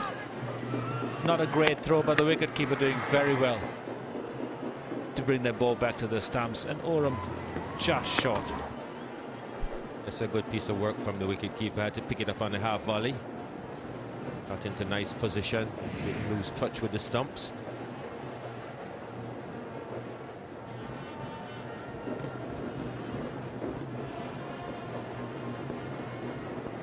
Short third man put in now.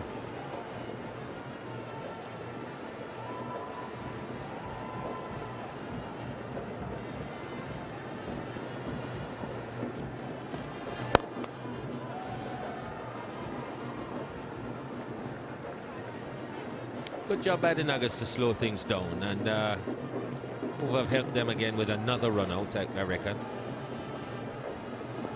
Hoover has, had the run outs at the wrong time.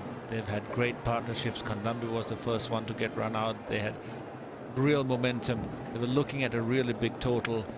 That run out was a start where Nagenahira Nagas managed to just rein it in, slow them down, and keep them within reach.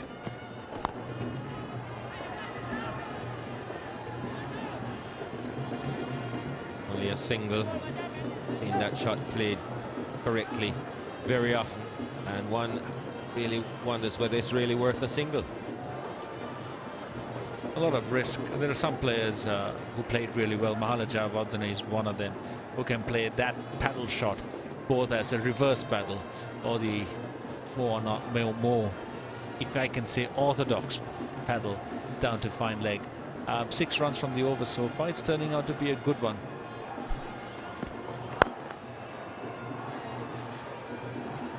Toss in the over. Think about 2, but that's not going to be. They'll have to settle for 152 for 6 after 90.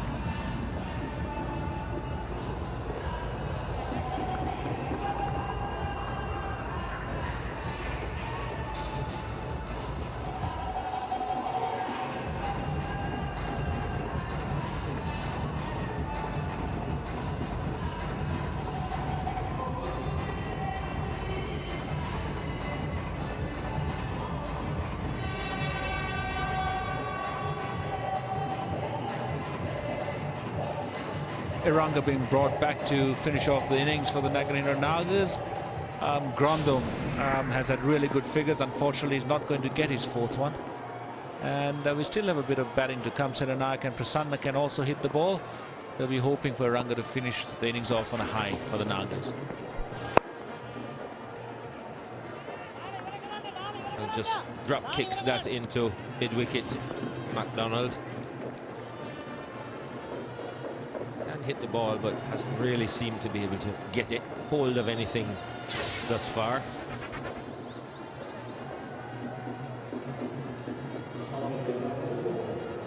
.160 still on the cards. It's been quite good, Iranga. Just 1 for 19.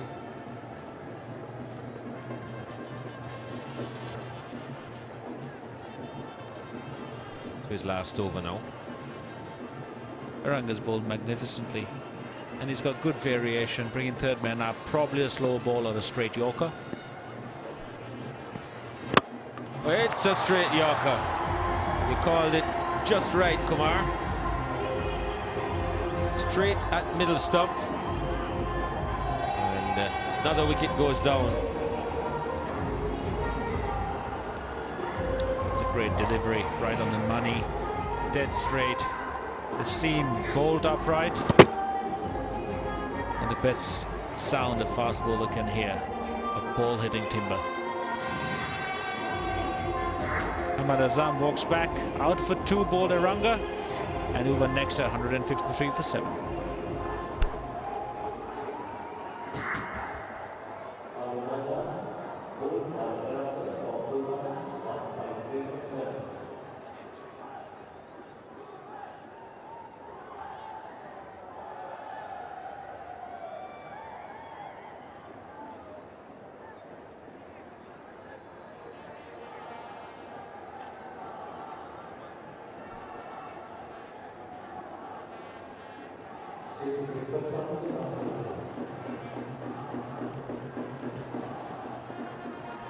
The new batsman Prasanna walking in,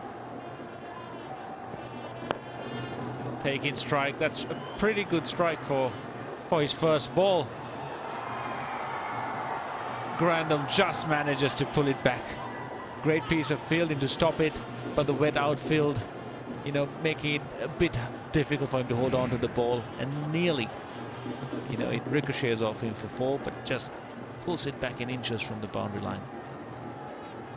The longer the ball gets hit into the outfield, the greasier it's going to get. Just 3 deliveries left in the innings. It's a bit disappointing when a new batsman walks in and the first ball's a full toss. You probably expect the ball to try and hit a length, not exactly go for his Yorker, maybe a slower ball, try and minimize the damage of that one ball to a new batsman.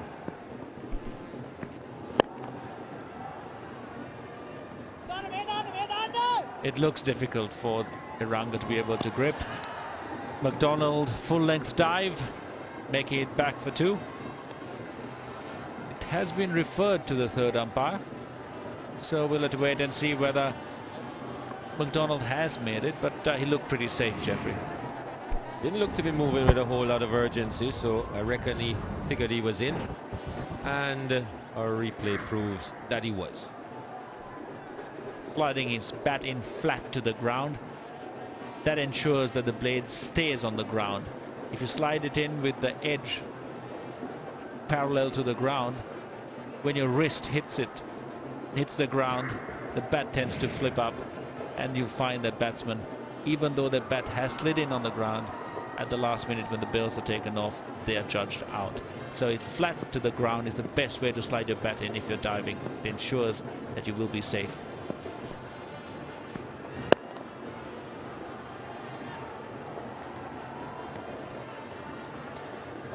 Just a single, one delivery left. Hasn't been a bad last over, just 7 from it.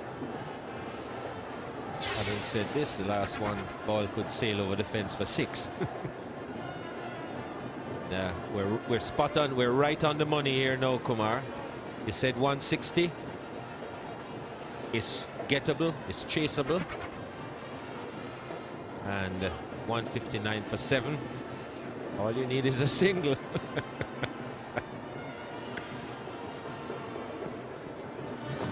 And they're gonna run, and they're gonna get that single. 160 over end up with. Right on the money. The Prophet Kumar has picked it right. So the Nagas are going to have to get 161 to overhaul over, and 161 not to play Wayamba.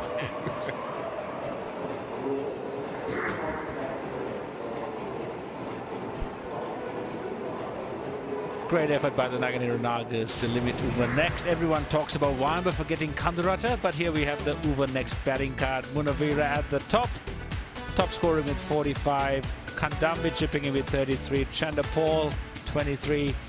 McDonald and Prasanna, Oram, Azam not really being able to capitalize on a wet outfield, a wet ball, and being able to kick them on upwards of 170. Well, a wicket, 2 wickets each for Alvitigala and Iranga, and the highest wicket taker run outs, pretty much. 3 wickets taken by the run out route. So still a good job to restrict them to 160. Let's go down to Roshan Abesinghi. Thank you very much. With me is Shaminda Iranga, one of the most successful bowlers of this tournament. Shaminda, මොකද හිතන්නේ ඔබේ පන්දු යැවීම ගැන මේ SLPL තරඟාවලිය? මම හිතන්නේ මම injury එකකින් පස්සේ තමයි මට මේ තරඟාවලිය ලැබෙන්නේ. ඉතින් මම ගොඩක් පුහුණුවීම් වල නිරත වෙලා තමයි මේ තරඟයට සහභාගී වුනේ. ඉතින් මම හිතනවා මගේ පුහුණුවීම් වල කටයුත්ත මම හොඳට කරලා තියෙනවා කියලා. මම හොඳින් පන්දු යවනවා කියලා මම හිතනවා. ඔබ කඩලු 10ක් ලබාගෙන තිබෙනවා. ඔබ තමයි දෙවනි ස්ථානයේ සිටින්නේ කඩලු වලින්. ඔබ මොකද හිතන්නේ ගැන? මම හිතන්නේ මම කඩලු 11ක් ලබාගෙන තිනවා. මම හිතන්නේ ඇත්තටම මේ විකට් එක්කලා මම හිතනවා මම ලබාගෙන තියෙන කඩලු ප්‍රමාණය ගොඩක් ප්‍රමාණවත් කියලා මගේ කණ්ඩායමට මම දක්වන සහයෝගයක් වශයෙන්. ශ්‍රී ලංකා කණ්ඩායමට ඇතුළු වීම ගැන ඔබ අනිවාර්යෙන්ම සන්තෝෂ වෙනවා ඇති? ඔව් මම ඇත්තටම සන්තෝෂ වෙනවා. මොකද මම ලොකු ඉන්ජරි එකකින් පස්සේ ලොකු කාලයක් මොකුත් නොකර ඉඳලා තමයි මම මේ තරඟට සහභාගී වුනේ. ඉතින් ඇත්තටම තරඟාවලිය ශ්‍රී ලංකා සංචිතයස් මාව තෝරා ගැනීම පිළිබඳව මම හිතනවා ඇත්තටම මම ටීම් එක වෙනුවෙන් කරන්න පුළුවන් උපරිම මම කරන්න බලාපොරොත්තු වෙනවා. හොඳයි අපි ඔබට සුබ පතනවා. Well, Shaminda Iranga is extremely happy that he's back after injury. He's worked hard and he thinks getting 11 wickets on tracks like this was an achievement. He's extremely happy about being part of the Sri Lanka T20 World Cup squad and he's looking forward to perform well. That's it from down here. Thank you, Roshan, for explaining that to me in particular. And there's our target. Nagenahira Nagas need 160 to win, and from their 20, and they'll have to do that at 8.05 runs per over.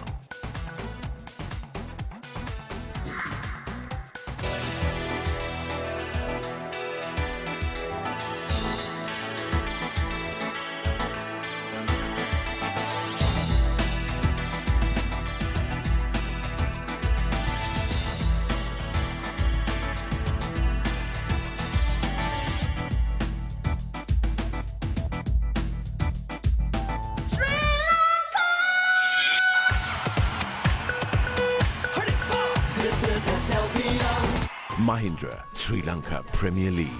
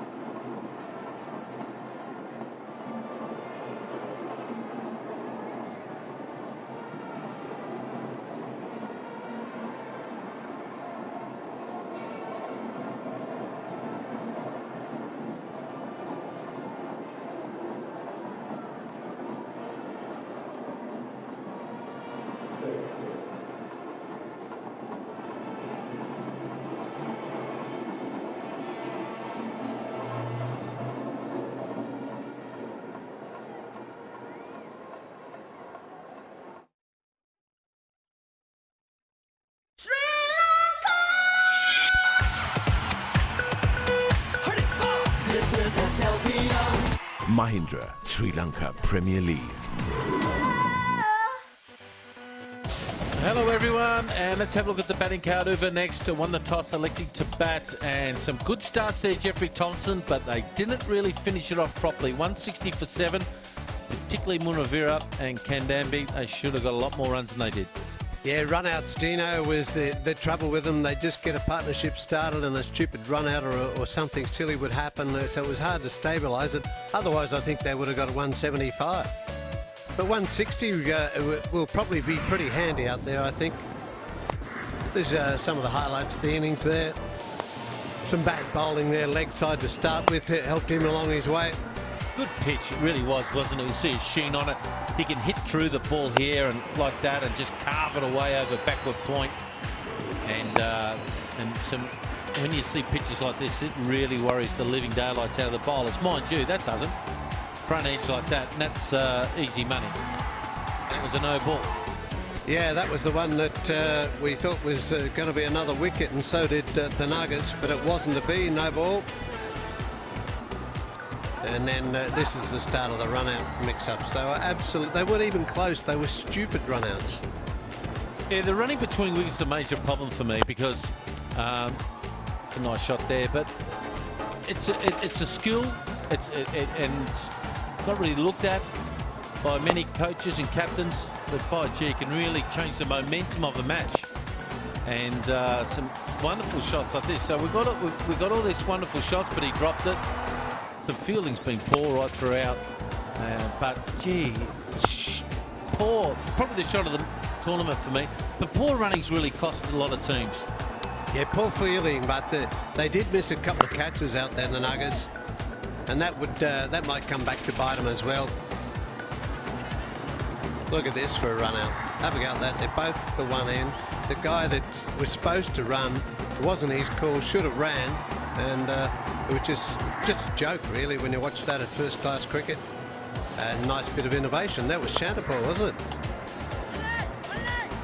How's that for a run? Like, it was a good throw by Piera, but gee, that just takes all the subs. We've got a bit of rain, of course. Come the covers. They're pretty good at these covers. You've got 24 of them, and about 400 guys can lift them out there. We came back out, and first ball, Chandapal hooks it for 6. Yeah, that's the short boundary that side there with the big manual scoreboard there. And then Chandapal miscued one. He was on his way.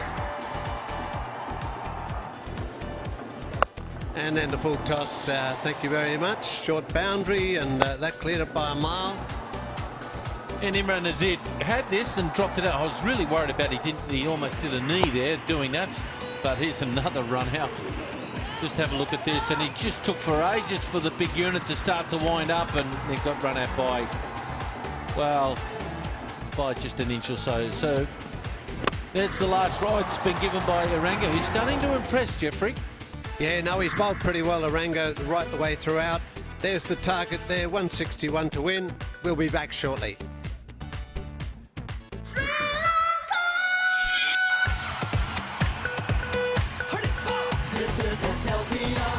Mahindra, Sri Lanka Premier League.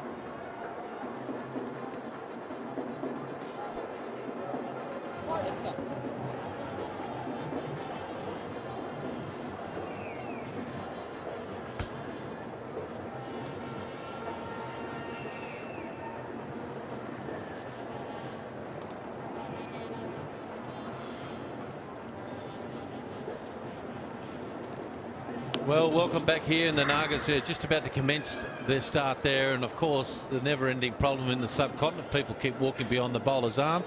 We have got a little bit of rain around as well, so I've got a feeling Duckworth Lewis, those two gentlemen, will get involved in this game sooner or later.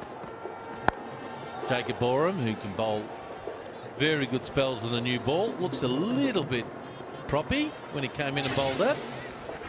Nazir, look at that strike rate, 161. He is a dead set smasher. He gets 30s off 20 and all that type of stuff. That's the reason why 40 off 20 balls. He's very, very good at that. I saw him make 100 in an Indian Cricket League final, 100 off 40 balls. He was just awesome. He hit everything over extra cover for 6. Yeah, he doesn't like pushing him around. Jacob Oram has been one of the mainstays of the bowling in this team and in the competition. I don't reckon he's fit, Oram. He is running in. He's not travelling that well at all. He is a bit worried about the run-ups here, and he's a bit proppy. Economy rate of 8, but this has been, look at the economy rate here, Tomo. Economy rate of 3. Yeah, that's exactly what I'm talking about.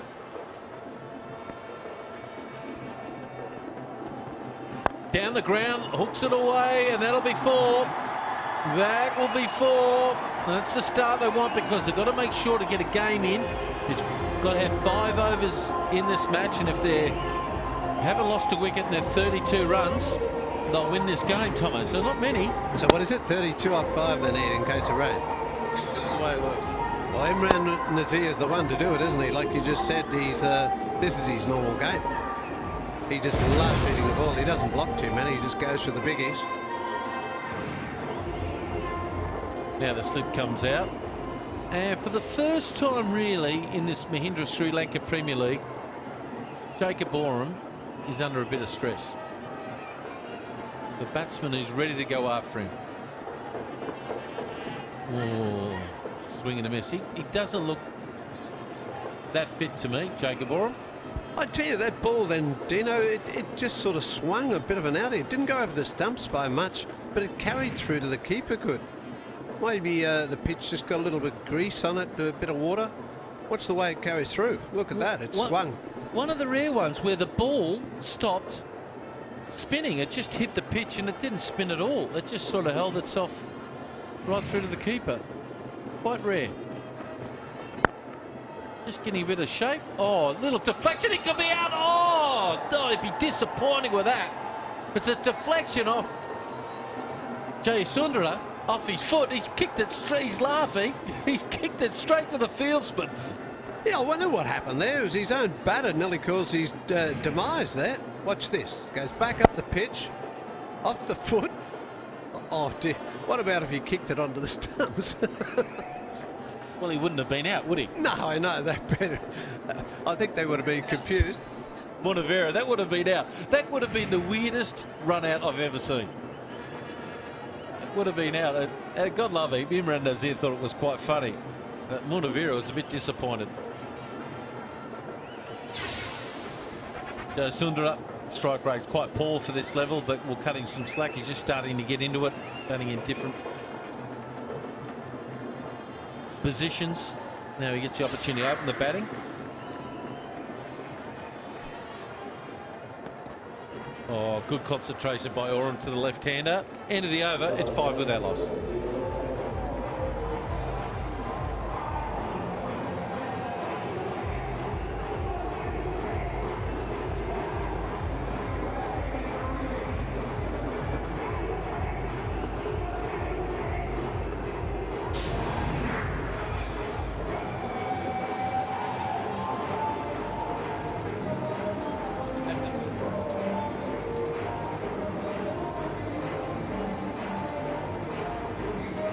Well, that's a good example of the Nagas, their power hitting. Nazir 160, got Burt 135 if Pereira, Granholm 165. I think over 125 at this level is nothing short of outstanding. And Colin de Granholm is quite a power player in his own right. So they need to get a wicket early, Uva. They like to get wickets early. Probably the better part of their team, I dare say, their bowling. Oh, it's definitely the best part of their bowling, that's for sure, and they're going to really need it here with the pressure on, with obviously Uva trying to force the issue in case rain comes along. But they've got 2 good opening bowlers in Oram and this fellow about to bowl now, McDonald. There's his stats. Watch out for extra cover. That's where he'll go. He's very strong over mid-off and over extra cover, Tomo. And of course, just little things as well. Andrew McDonald, he plays for Victoria, Melbourne Cricket Club, breaks for the Carlton football team, which is sadly out of the finals in the AFL back at home. Which lost to the Gold Coast the other day. Thank you, Jeff. That's where he's good. Oh, unlucky. There might be a run out here if he hits. Oh, it's all happening. You'd think Imran Nazir would be a bit shy after the previous over. The mix-up. This one's whack back, hits the stumps, ricochets to mid-on, and he's so far up the pitch. And I'll tell you what, he could have quite easily have slipped over here. It's a bit greasy. That umpire's worried about being impaled by a stump then. There it is. There's Mike Stump, the 12th man of the over next. Fields that ball. He won't die wondering, this fella.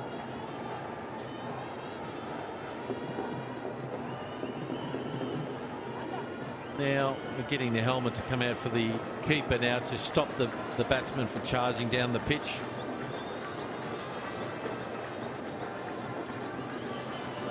He's there. I think that helps sometimes, especially a guy like Nazir. It'll make him stay stationary because he's a good hitter of the ball.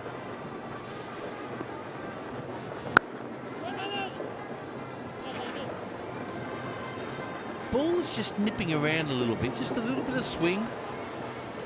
Well, with that rain around, I mean, it will do a little bit while the ball's fresh. We didn't see it do too much for the over next.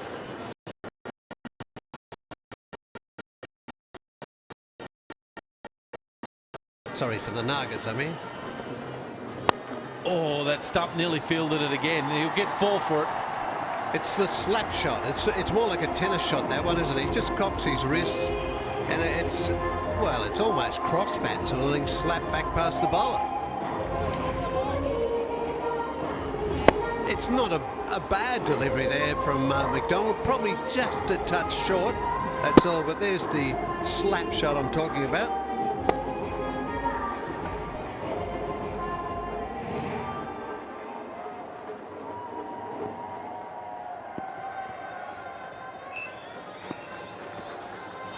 Short ball, and does he get the gap? He doesn't, but they'll get one. Well, again, too short, McDonald there. He was lucky. This is more like baseball than cricket, the way Nazir's swatting at him.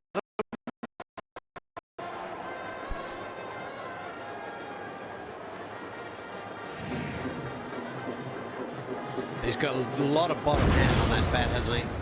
Again, he didn't really centre it. Got a fair bit on it. And it's an awkward bounce there.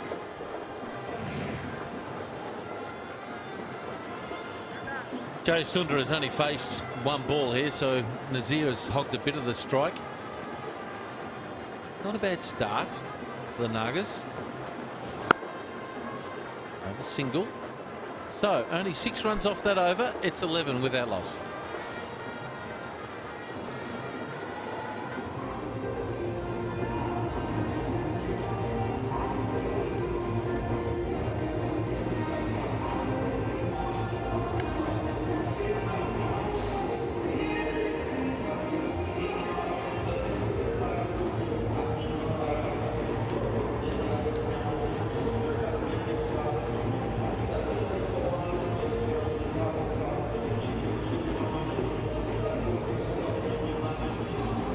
Let's have a look what the Nagas have done up to now. They need 150 to win off 108 balls here, and they've been impressive at times. It's mainly their bowling's kept them in it. A couple of wins early, but they've just got off the boil of late. Yeah, 3 wins, 2 losses, as Dino said. So the momentum's sort of quietened down from there, but they won by a couple in those early games. And then Wayamba, of course. Yeah, and that's the one major one where they lost by 56 runs. And if they lose this match tonight, they've got scars, psychologically, physical scars against Wayamba. They do not want to play against them in the semi-final. So that's what will happen to the loser of this match. And that's not the great. Oh, look at he wants to hit. Premadasa, he's a character, this young lad. I like him. I love him to bits the way he goes after it. He wanted to smash that. The only trouble was he's not on strike. He's at the non-striker's end. You just watch Imran Nazir comes in. He fights anyway so he can score.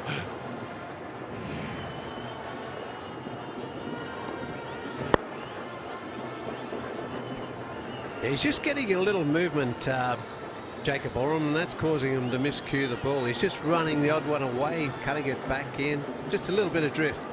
And that's the big thing here in Sri Lanka. These pitches sometimes look really good. but they always give a little bit for the bowlers. They always give a guy just swings a little bit and nips it off the pitch. You're never really in at times here in Sri Lanka. This is what a lot of the countries around the world be looking at. That's a fantastic shot. Brilliant shot. Wrong delivery to bowl to him, too much room. And he got a sider on the last couple, and this one didn't do anything. He thrown it out there to get a bit of movement, Jacob Oram, and the only movement he got was directly off the bat.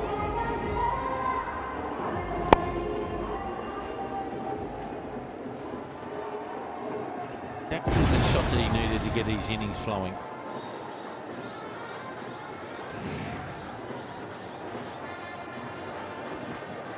And again, over extra cover. It might plug. They've had a lot of rain here and they're running in twos, which is great. And they'll tap it back. They'll should only get two. Yeah, two's the call on that one, Dino. Miscue, short boundary out there, but he didn't get a piece of it. But no drama in these power plays. Nobody out there. It's the shot that's on. He actually looked like he was trying to hit 11 mid-on more than anything. Yeah, Jacob Oram was disgusted with himself to give him a bit of room again outside off stump. 14 for 1. Let's not forget that if we do get a bit of rain now, after 5 overs, they need to be 32. Currently, there's 17 with that loss. And there's that area he's looking to hit. Ooh, got an awkward bounce there. It was well taken there. It's greasy in there, Dino, to be skidding off those wicket block area. Miscue again. Just skid. Well, that one bounced a bit, didn't it, like you said?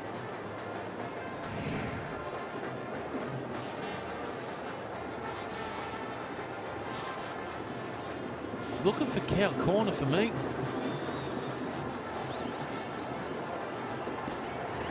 Oh, well bowled by Oram. He's an experienced player. He gets a bit angry too, like a lot of Kiwis. End of the over. It's 17 without loss.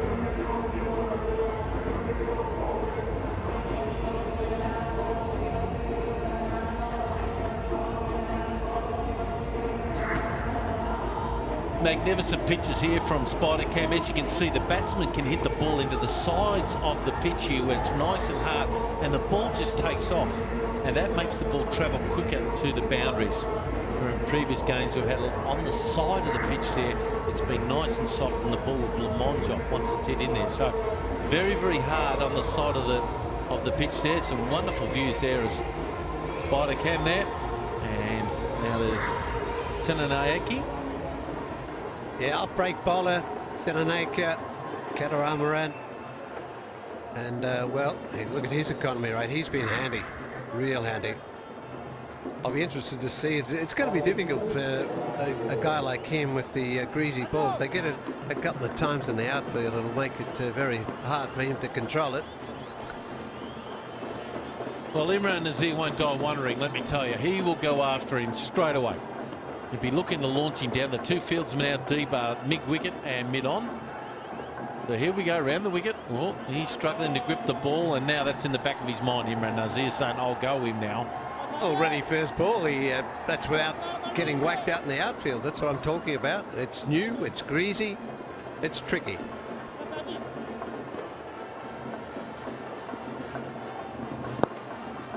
Hits a hole. The call was 2. And easy 2 indeed. Good running. And now the pressure is on Uva. Yeah, exactly. They've had it good, as I said before, with the ball. But, you know, these short overs, like Dino said, when you've got 5 overs to get to a total of 32, in case it does rain shortly, is tough. Down the ground, and a great shot indeed. One bounce 4. I told you, won't die wondering. No, just gave himself a bit of room, didn't he? Ran around it and thumped it just to the offside. Pretty straight drive this, but and he did get a good piece of it. Bang. See you later. Just inside the ropes. Just too much room there for him to hit that one. Easy work for the batter. Yeah, it's his preferred side, Tomo, as you said. Over mid-off, over extra cover. Oh, he's lucky. Oh, he's got it. I didn't think he got it at all. It's running away for 4. Oh, they're in top here now, the Nagas. Momentum has gone their way. Yeah, this is a good start. I mean, forget the rain. You know, just a normal match. This is a good start.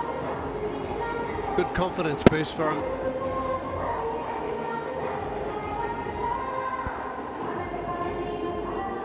Now, I don't think the cow corner's a good place for him. Maybe mid-off and mid-on should be back for him now. And take the slip out. No, they're just trying to... Maybe they need just to have 3 in extra cover or mid-off line to stop him from going down the ground. Oh, it was an appeal around the wicket. Please, gentlemen, please. Well, it's got to be doing a bit to pitch and line and come back. There was a few noises here, maybe even jammed it. No, he's missed it, but it's missing leg anyway. That's where an extra man should be for me. Right there. So, they got 11 runs off this over, 1 to go. Will Jayasundara take a risk here and look for the short boundary on the mid-wicket area, Cowie corner area? It's only about a 62, 65 metre hit. Will he risk it? He's playing with the bank's money, as we often say. They've got 11 runs from the over. Do you risk it? Rain around. They need to be 32 or more after 5 overs with the Duckworth Lewis. They should know that.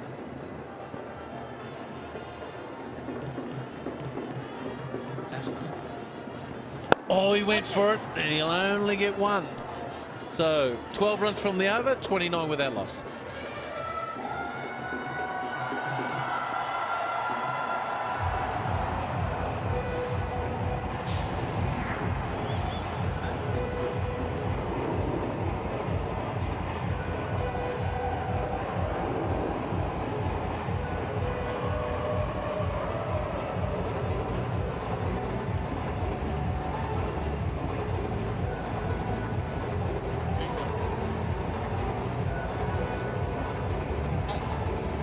Thank you everyone for sending us in some Twitters and Facebook, etc. Thanks to the SLC for bringing the Sri Lanka Premier League to the fans. Loving the cricket and the carnival atmosphere at the stadium. It's a lot of fun.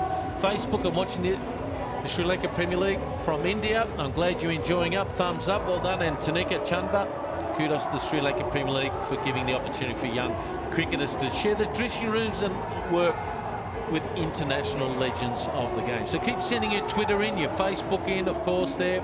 Much appreciated for your thoughts on this growing competition. Now, I'm just a bit concerned here now.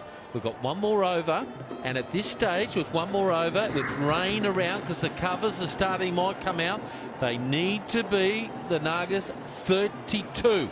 Jampathy is brought on, and his economy rate's up there, so he's under pressure with this over, at least. We need to have 5 overs for a game here, right? So after 5 overs, the Nagas must be 32 runs with no wickets down.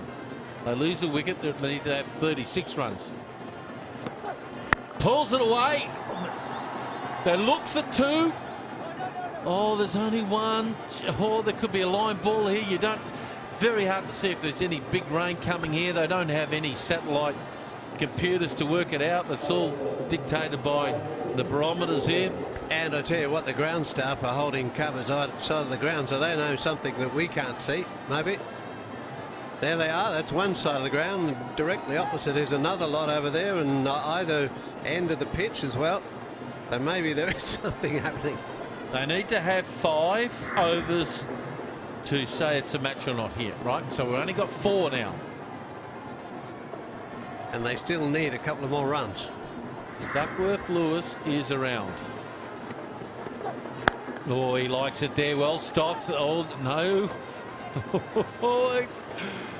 I haven't noticed the piece of paper to come out from the team of the Nagas to say, oi, we need another 2 runs or get us a 4 here maybe. Well, hopefully they told him before they went out, surely. I tell you what, he hit that last shot really good. It's probably the best shot he struck yet. It's straight to the fielder at cover. They're taking the time over here because I think they know there's some rain about. Don't know how they know, these guys. Doesn't look like it's raining.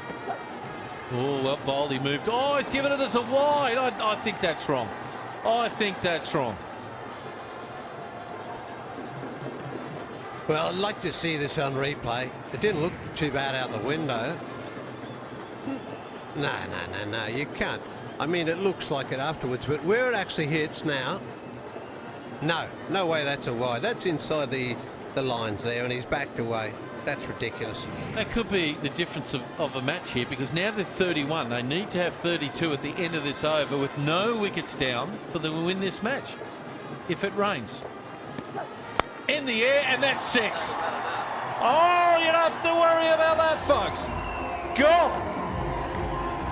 Not only was it long, it was high as well. He got that so high. It's had a big journey. We do have our spider cam drifting in that direction. It's gone miles over the top of that. You can see the way he's launched it. He's got right under it. And, well, you're not going to see it, but our spider cam was between it and the ground. It went straight over the top of him.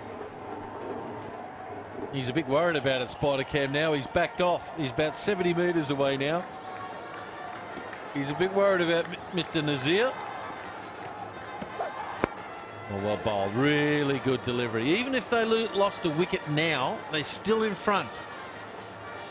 They're still in front. If they lost a wicket now, Duckworth-Lewis, how they work that out with their computers and logarithms and everything else, 36 for 1 if they lost a wicket.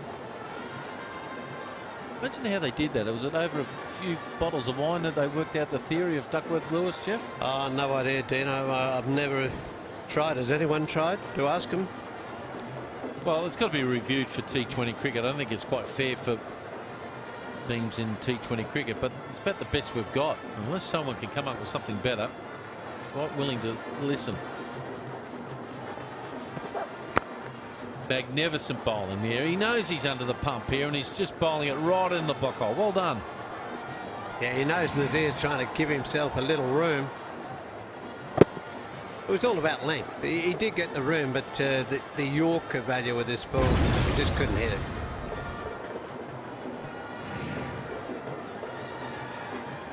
Okay, so we've got one more ball, and now we've got a game on. No matter what happens after this, there will be a result.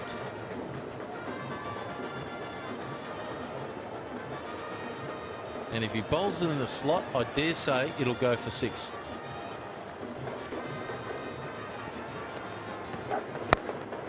He'll get 4. He was just ever so slightly over pitch, and this guy is such a great player at this form of the game. End of the over, it's 41 for none.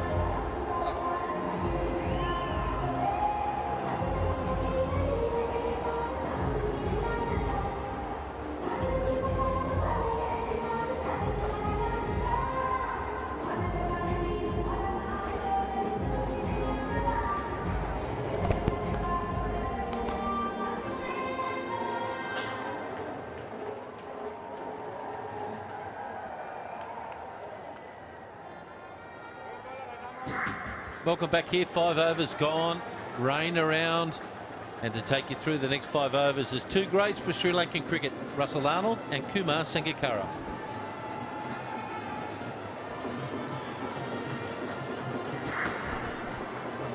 Thank you very much, Dino. Nagenahira Nagas, a steady start, 41 for no loss after 5. And they're bringing Jacob Oram back into the attack, maybe to try and get a wicket, Russell.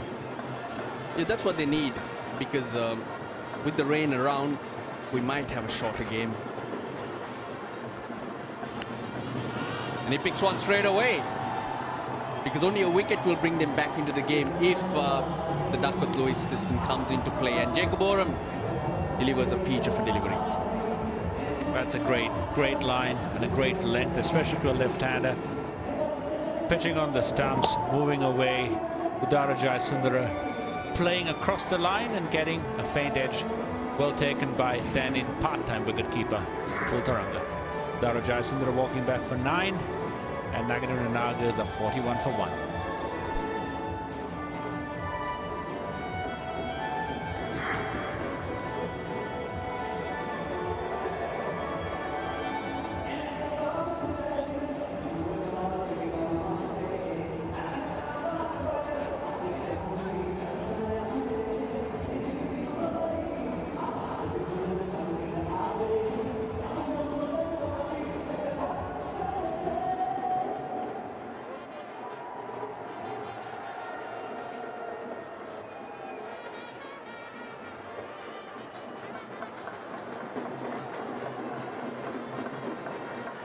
Travis Burt, the new batsman.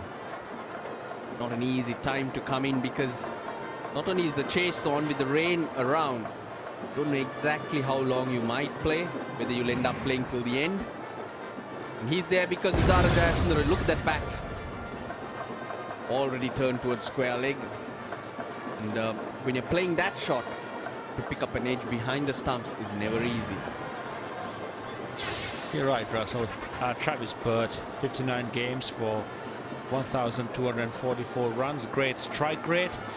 He can make quite an impact.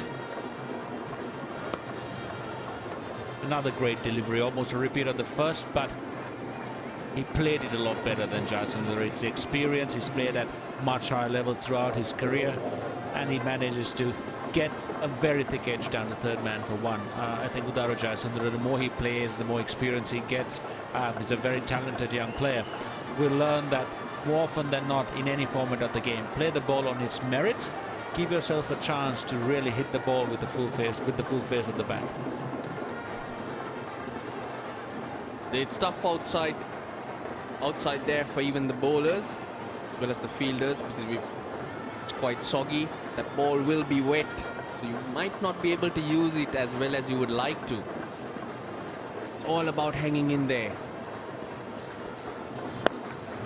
No hanging around for Imran Nazir. He knows only one way. He's always looking to come at you. I mean, he's been able to produce some really good shots. And unlucky probably not to be in the Pakistan T20 World Cup squad, but here we have it. His 20-over career, 69 matches, 1,890 runs. Great average for a T20 cricketer. 15 50s. So he's a guy who knows how to bat. He knows how to score runs in T20 cricket.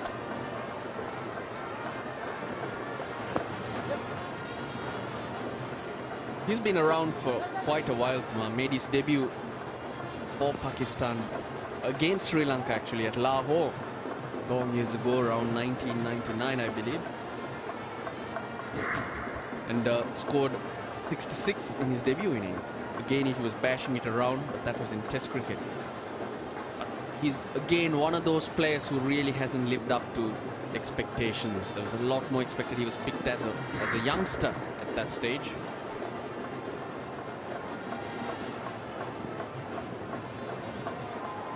Oram pulling up short, losing the grip on the ball again, managing to stop himself. Oram, I think, has bowled really well throughout the tournament, Russell. You just talked about a wet ball. When the ball gets wet, it's a bit difficult to swing the ball. Here we go, the best economy rate in the SLPL, 3.48, followed closely by Lasith Malinga. He's a bowler who hits the seam, and I think that's a great advantage to have in these conditions, because with the seam, he gets a bit more movement. Top edge. This time he gets lucky. Lucky with 4 more. That's a bit of luck, I think. Imran probably has the right plan. If the ball is seaming a bit, come down the track, and they're still in the 6th over, in the power play. An edge here or an edge there, I think it negates the seam movement. It really puts the pressure back on the bowler to try and do something different. He might forget about the basics of hitting the seam. So I think a lot of batsmen at this time, when a bowler like Oram is getting movement, this is a great plan to have. Edge, and that will be 4 more for Imran Nazir. He's bowling really well. But Imran Nazir has actually created his own luck. At the end of 6, it's 52 for 1.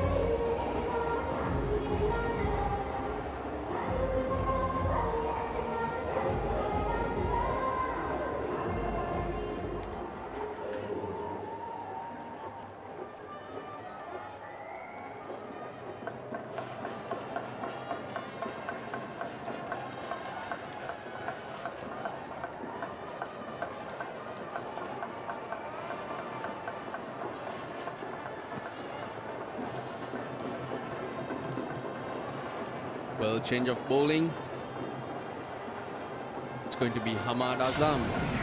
First time in the SLPL, the Mahindra SLPL. Well, who were next? They made a good score, 160 for 7 in their 20. Nagenahira Nagas, led by Imran Nazir once again. Making a good chase of it. On top at the moment. From Rawalpindi, Hamad Azam. This is represented Pakistan at under 19 level and also the 18. From Rawalpindi, Russell, but not Express.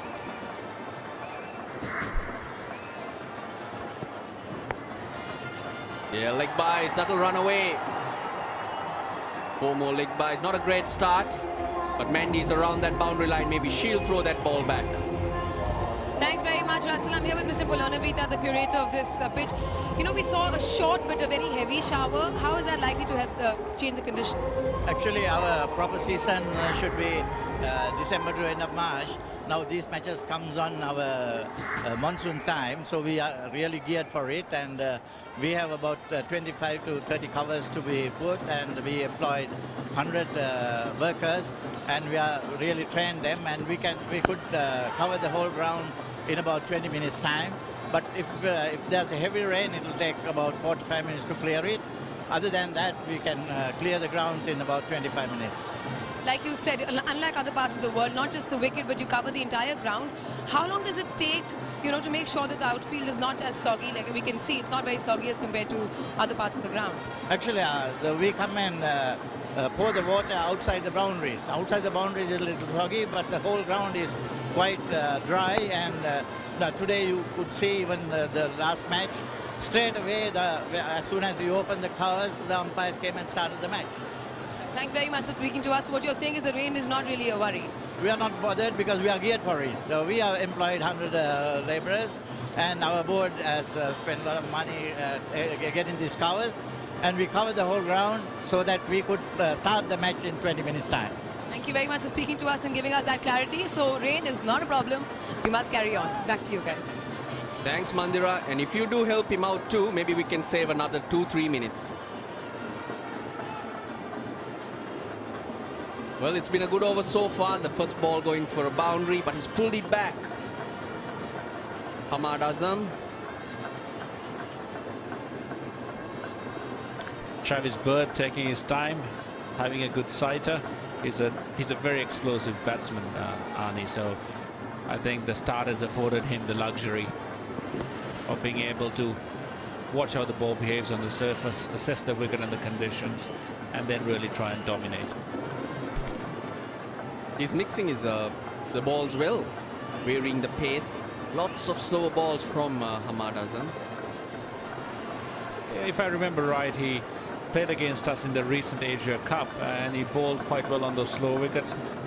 Swung the ball away from the left-hander. Managed to get a few of our left-handers caught in the covers.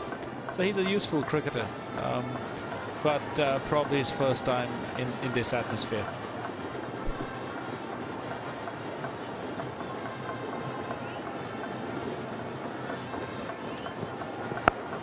Cut in the air and cut hard. Will find the boundary once again. Imran Nazir.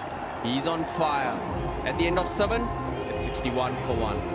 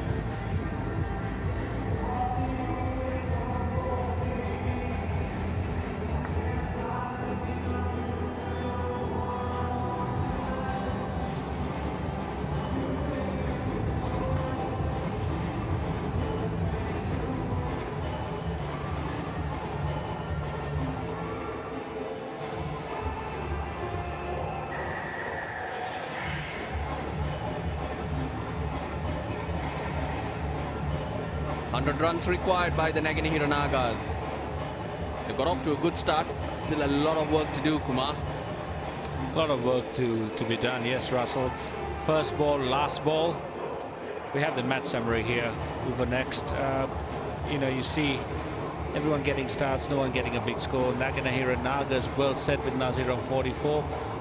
As I was saying before, Russell, first ball, last ball of an over.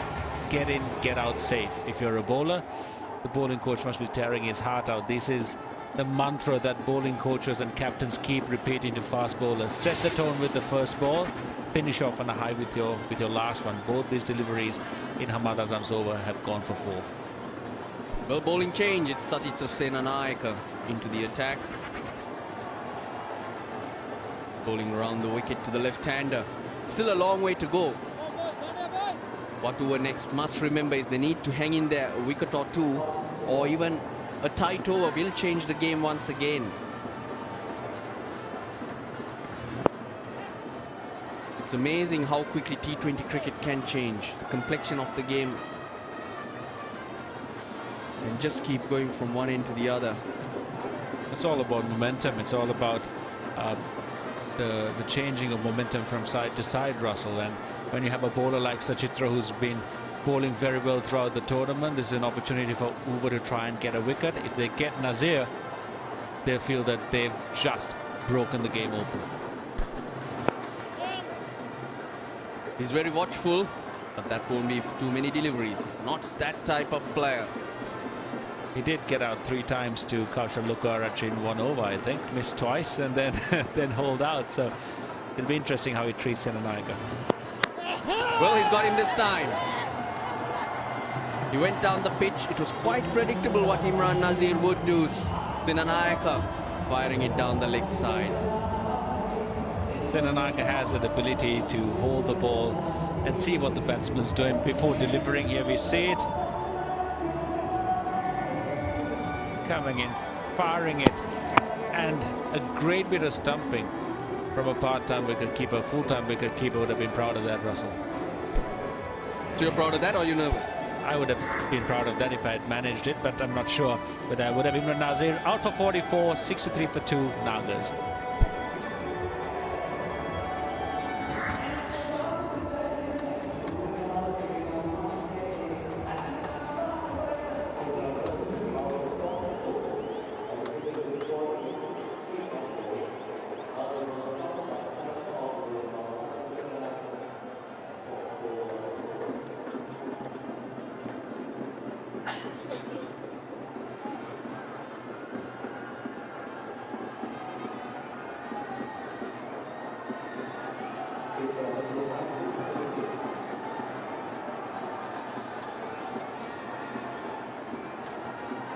Now we have a game on. Angelo Matthews is the new batsman. Still 98 runs away, so an opportunity for Uwe next. And this is why Angelo Matthews is at the middle, because Upul Taranga's just pulled off a blinder. Fired down the leg side, seeing the right-hander charging. Well, if Kumar's injured once again, there's nothing to worry when it comes to the job being done behind the stumps. Plenty options. Angelo Matthews with the best of 65 in 77 games. It was very well bowled by Sachitra Senanayaka. Saw the batsman coming early and bowled his little carom ball flick down the leg side. Here we see the stumping again. Upul Taranga, magnificent job. Moved beautifully down the leg side. And if I had managed to do that, I would have celebrated a lot more, because I know how difficult the stumping chance that was. Yeah, he had to go a long way to fetch it. Had the presence of mind, the balance, to be able to just flick the bails off. Yeah, that's a bad ball. Put away by Bird. It'll be cut off. Just the 2 runs. Nazir goes out, Russell, and the best young batsman in Sri Lanka, Angelo Matthews, walks out. He's had a wonderful career since he started in the ODI side. First of all, settled in really well, taken on a lot of responsibility. The vice captain of the side right now. An opportunity here again for him to take on the responsibility and show what he can do. At the end of 8 overs, Nagenahira Nagas are 67 for 2.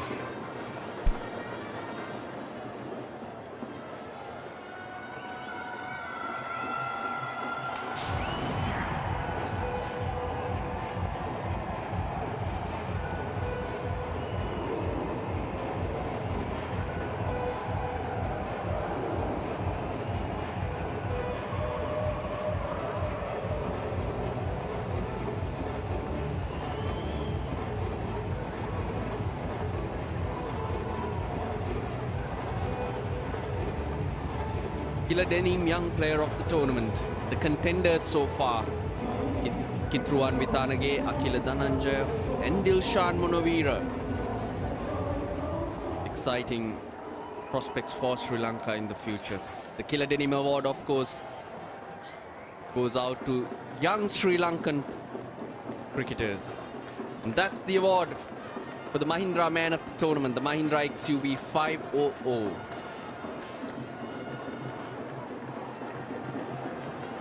A wonderful vehicle, power and comfort. I'd like to see you in one of those. That's what I need, Russell. Been looking for a vehicle to handle my kids. Andrew McDonald. Another run out. No. Needed a direct hit. A great stumping and unfortunately a little fumble this time from Uppal. It is a very hard throw and you can see how much that has hurt Tharanga. It's a great bit of fielding.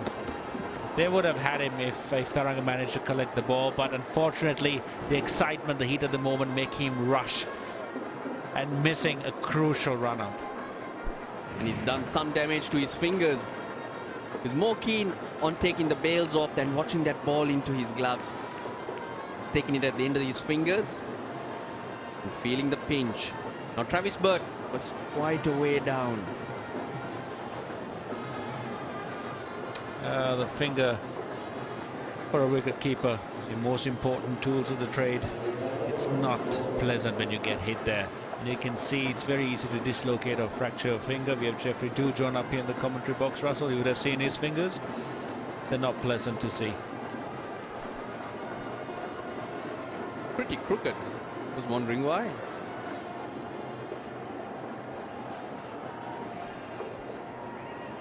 Well, this is not good for Uppal Tharanga.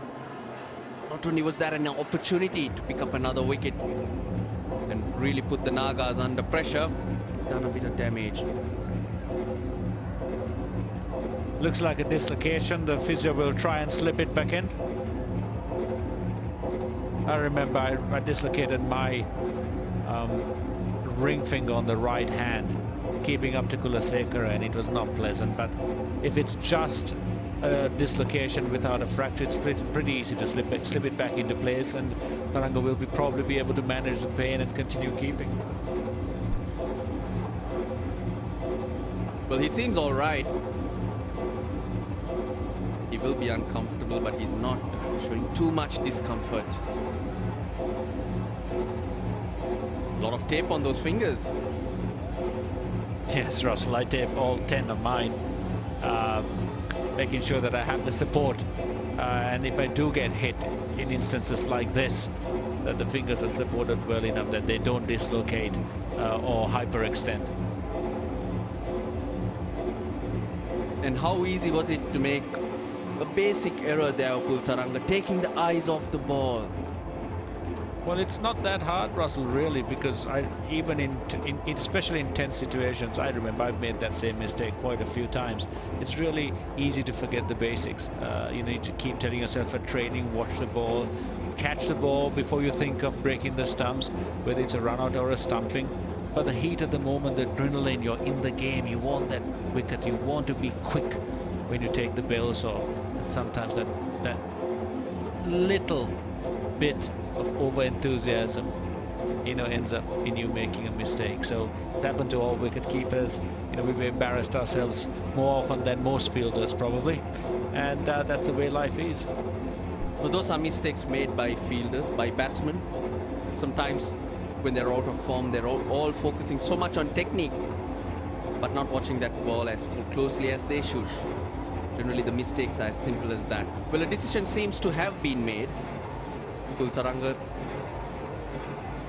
just taking a breather, taking the pads off. Probably the right thing to do. There's no point risking that finger or more damage to it at this stage. As here we see Kultaranga's keeping statistics: 4 catches, 1 stumping for a total of 5 in 5 games. It's pretty good for a stand-in keeper. We have had a few part-time wicket keepers. We have Kitran Vitanage in our side. We had TM Sampath today. We have Upul Taranga. So we are seeing more and more of these stand-in wicket keepers to try and get your balance right in the side, especially in a T20 competition such as this. Dilshan Munawira. He's going to be taking the gloves the rest of the game. Well, I don't think he'll be pretty happy. T20 World Cup around the corner, just in the squad. It's a bit risky getting him to do the job, especially if he hasn't done much of it before. So, you know, you could manage the risk with a different player. But here we go, Dilshan Munawira and Akila Dhananjaya, new faces in our T20 World Cup squad. The rest are pretty seasoned campaigners. Shamin Deranga coming back from injury. Ajanta Mendes back after a really long time, and Jeevan Mendes having a great year and deserving a place there. Well, another name that stands out is Nuwan Kulasekara. He's been injured for a while. Sri Lanka team been missing him, and that's good news that he's going to be fit in time for the World Cup. That's great news for us. Kulasekara never gets noticed, does all the hard work for us, never hogs the limelight. And you know, he's the type of guy you need in any side in the world. The guy who does the hard work for you, who picks up wickets up front, who does the regular, boring, consistent job day in and day out for the side. Unfortunately, you're not going to get much recognition or many endorsements, but everyone in the side knows how valuable you are. You only realize it when he's not in the team. Well, Kultaranga making his way out. Feeling a bit of pain, he'll be a bit uncomfortable. His thoughts will be on tomorrow or maybe even day after. How he'll go when he has to play again. This is how it happened. Sachitra Senanayaka firing that in. Run out was on. Taranga making a mess of it. Going for the stumping before collecting that ball clean. And ouch. Also, Russell, the ball would have been damp from the moisture in the outfield, a bit of rain around.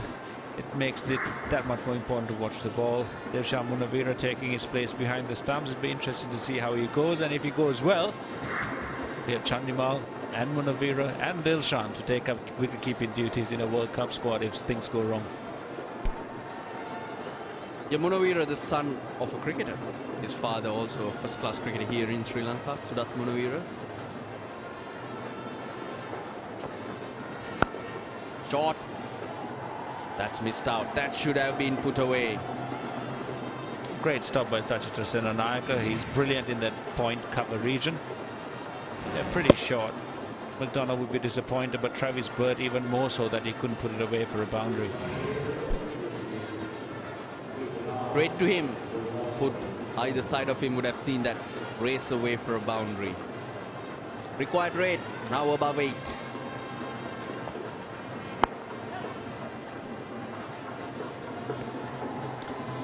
Two wickets fallen. We've had an injury break, and the game seems to have slowed down for both sides. So it's almost like a strategic timeout, but even longer in this instance. I'd be interested to see how these teams come back from that break and try and regain the advantage for their sides. I think the advantage is still with the Nagenahira Nagas at 68 for 2 in 8 overs, but as you said, T20 games change quickly. One more wicket here, especially Angelo Matthews, might make it easier for Uber to try and win this game. I'm not so sure, Kumar. 2 new batsmen. It's a real opportunity for Uber next to get on top. If they can get through the next couple of overs well, that'll be the momentum swing they need. They have to capitalize. I'm sure they will try and not just cut down the runs, but also try and pick up one of these guys, because if they do, they know that after Angelo Pereira, they might not have a huge amount of batting. Grandhomme could probably hit a few, but they'd back themselves against the rest of the batsmen.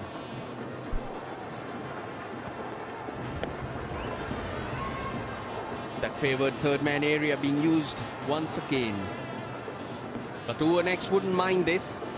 Slowed it down. 3 runs only taken off this over. And that required rate quietly being pushed up.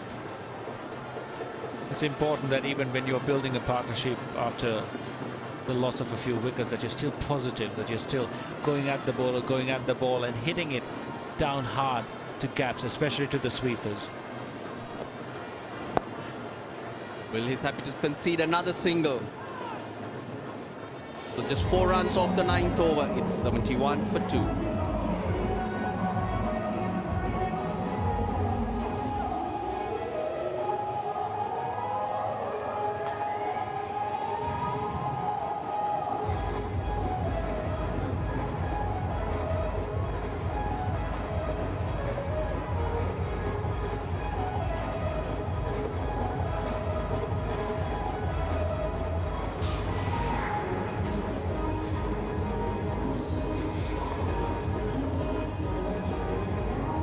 Most dismissals by a keeper in the Mahindra SLPL. But quite a few. Kitruan Mithanage of the Kandurata Warriors. He's up there. Find the flag high for part-time wicket keepers.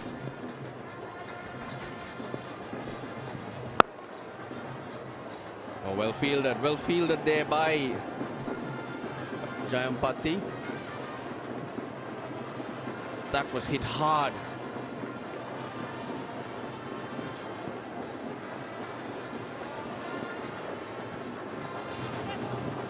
Again, beautifully bowled. He's wearing his pace well, Sachitra Senanayaka. Not the batting to come for the Nagas. Colin de Grandhomme, Angelo Pereira, and then a lot of bowlers.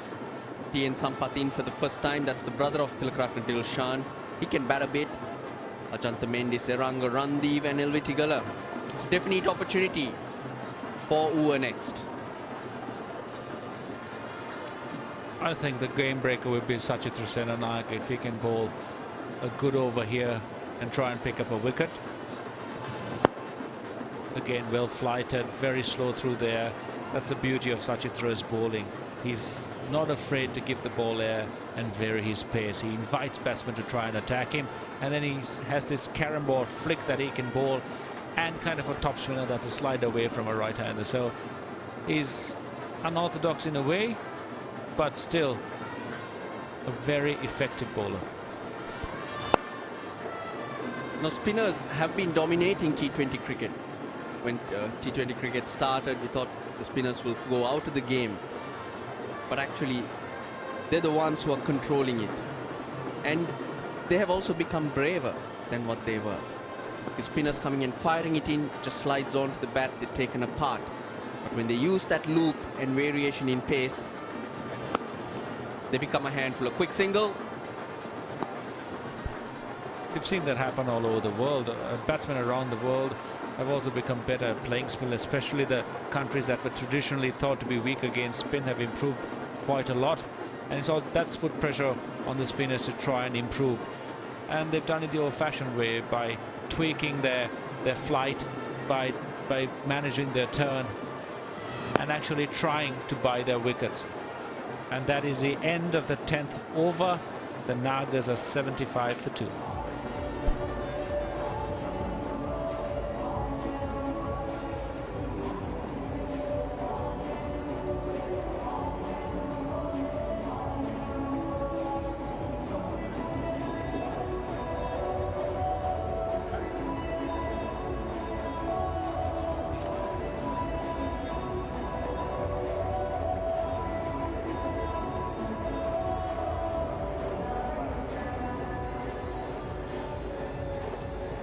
We're back in the 11th over, and it's time for Russell and myself to make way for Michael de Souza and Dean Jones. Thanks, Kumar. Thanks, Russell. There you have it now. 86 from 60 balls. It should be a doddle, but never is in T20 cricket. These two players, particularly Mr. Burt here, 14 from 15. Matthews has got 5 from 8. I think it comes down to one of these players making a nice little 50 not out somewhere, which Uva next struggled to do with one of their top order batsmen. Oh, that was in the air and he hit ferociously down the ground. They should get 2 easily.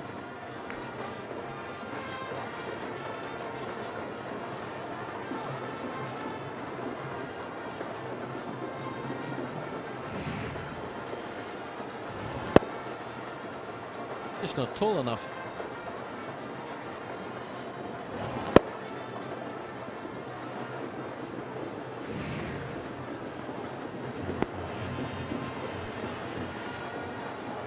Lucky not to get a touch to that last one, Dino.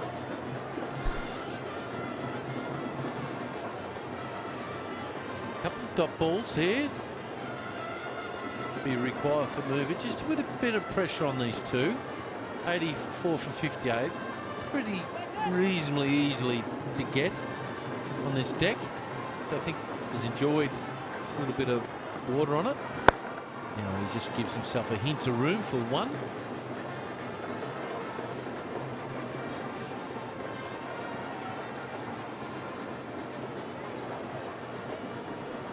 Prasanna and Bendis play for the same team in Sri Lankan first class cricket, the Army. They're both Army boys. What rank would they be, Michael? Well, Mendes, I think, is now a captain, but Sekagate probably a bit lower than that. Not major nuisance or general disaster, no? Not yet. There's a few guys, I think Keppel Dev and Dhoni are also part of the infantry, top edge. Will only get 1 in India. I don't remember any Australians apart from in the war years. Keith Miller was a bomber pilot. He got shot down 6 times in the war. 6 times, would you believe, got shot down and still lived and went on to play Test cricket. The top edge. Here we go. Oh, that's mammoth. Oh, look out, kids. Don't catch it. Oh, no, he won't. He dropped it. Big 6.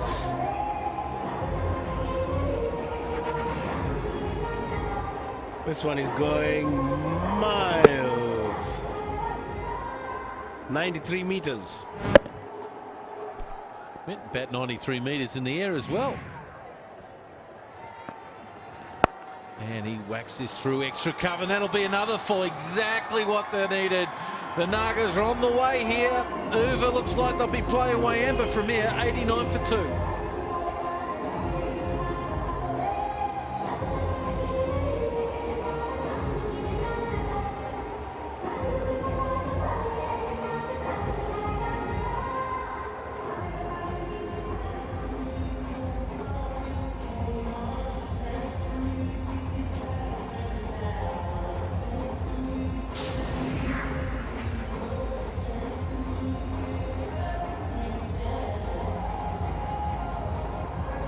There, the white worm there, the Nagas is just getting in front of Uva next, as you can see, just slightly getting in control of this match.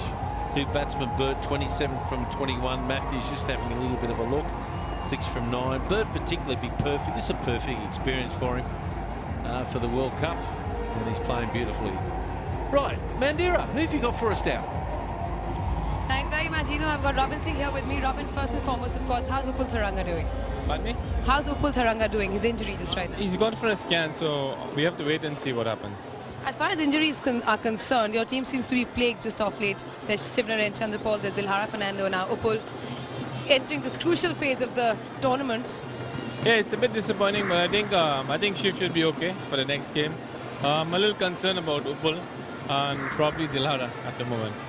There's a chance that you might be playing a game as early as tomorrow.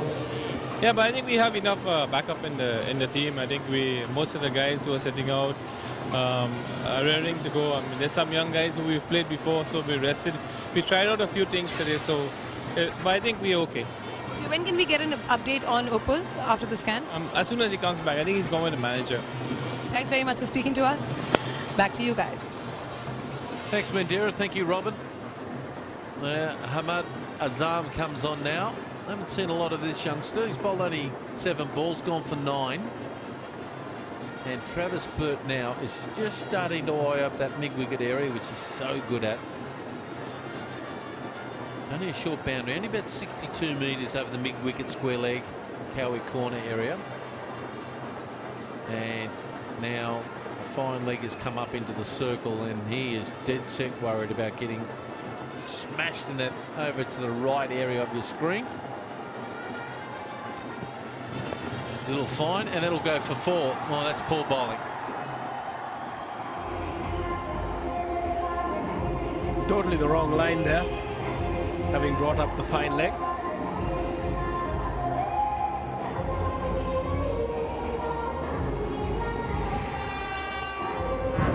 Gift.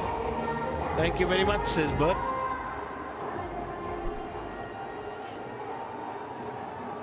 They're in all sorts of trouble now. Nagas needs 67 from just 52 balls. They should do this with their eyes closed from now. And Burt 31 from 22 balls. So this is the perfect fall for him with the World Cup coming up next month. He'd be batting at number 3, number 4. He's got the right colours on, Michael.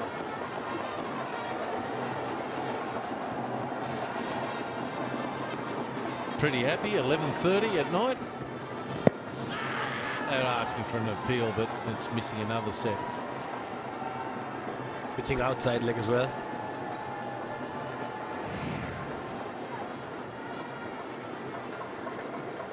That's just outside. Now Burt will be targeting this inexperienced bowler, Hamad Azam. This may be looking straight down the ground or over Cowie corner. Or just a bit of flicky through down the fine leg. This time the fine leg was on the boundary, so just a single.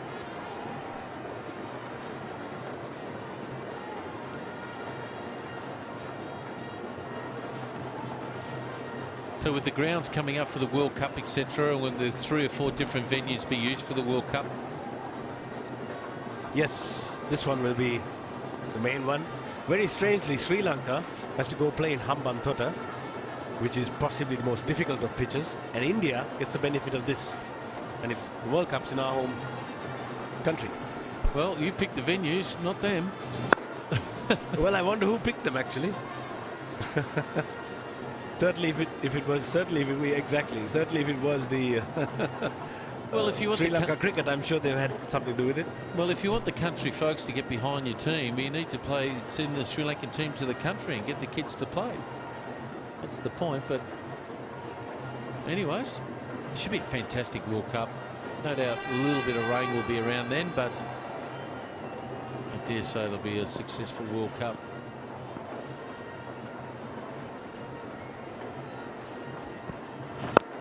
Hits it over point. He's looking for 2, running the first one harder, and he'll go, and he should make it pretty easily. So there you have it, 9 runs from the over, 12 overs gone. It's 98 for 2.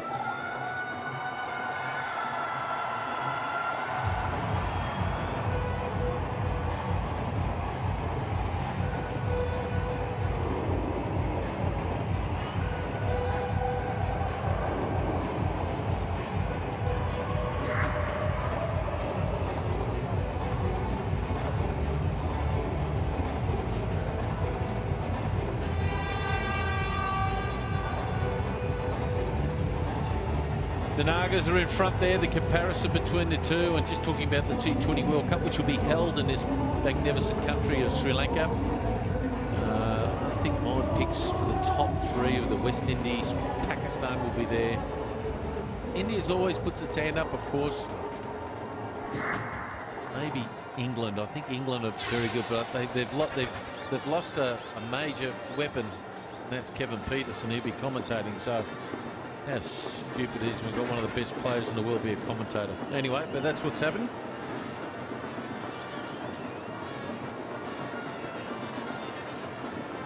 So you picked the West Indies to be one of the teams, Dino, in the T20? Well, I do, but question mark is the bowling here. the bowling for me. The ball swings around or seems a bit. They don't like it normally. They like the flatter type of pitches. So that brings South Africa into it for me. So like, whoever gets it thinks they're 100% right at this stage. They really don't know. But this is the way I'm leaning towards Pakistan a little bit as well, because their bowlers, particularly Tanveer with the new ball, has been nothing short of outstanding in this tournament. Well, I mean, Tanveer can't get into their team most of the time because there's that young guy Junaid. Have you seen Junaid bowl? Yeah, I have, but I know who I'll be picking, and that's Tanveer.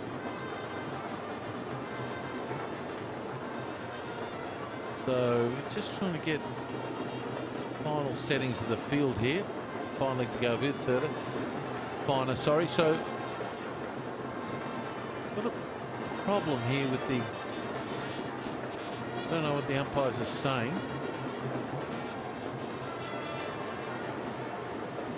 A little talk here to Kandambi. Have a little bit of a word. Don't know what it's about though. So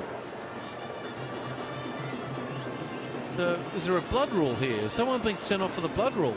I think it might be. 12th man comes on. Got no idea what's going on there, but anyway, that's... Has he been sent off? I reckon he's been sent off. Well, the 12th man was sent off. Were there more than 11 on the field? Oh, hasn't he hit that? So he can wind up, and he plays it down in Tasmania where the pitch has got a bit of zip in it, a bit of swing. Travis Bird.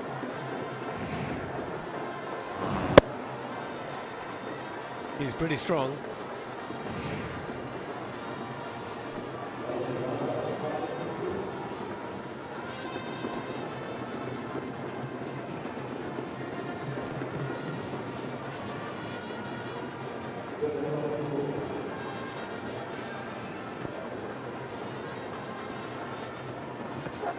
Oh, has he got enough of it? Come in a little bit. Oh, he didn't judge it properly off the bat. They're looking for two. They won't get it. Didn't pick it off the bat properly. Bit of lazy fielding there, Dino.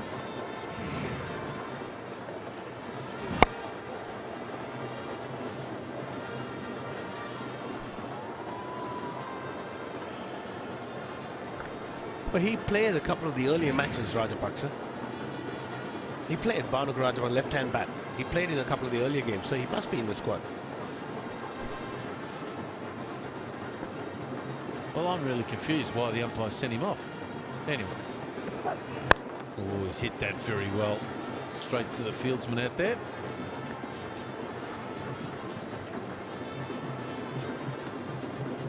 Yeah, so if he's not in the squad, why would he have got sent off? Or why is he allowed to wear a Nuva's shirt? I don't know. I'm confused. Oh, it once happened to me at Trent Bridge. I was running for Ian Healy, who had a hamstring problem, and he was running with me at the same time. And I knew we were in a bit of trouble when Ian Healy was actually running faster than I was at one stage. So I got sent off by Dickie Bird, which was quite funny at the time. And I walked off the ground, and Alan Porter said to me, "Dino, what's happening?" He said, "Dickie Bird sent me off." He said, "Why?" He said, "Because the injured player was running faster than me." And he said, "Fair enough then." I had to get off the ground. And that game ended in a tie. So Bird was an interesting character, that's for sure.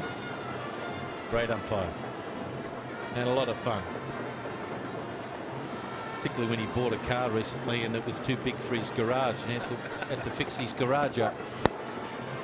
It's another single there. 5 runs from the over. It's 103 for 2.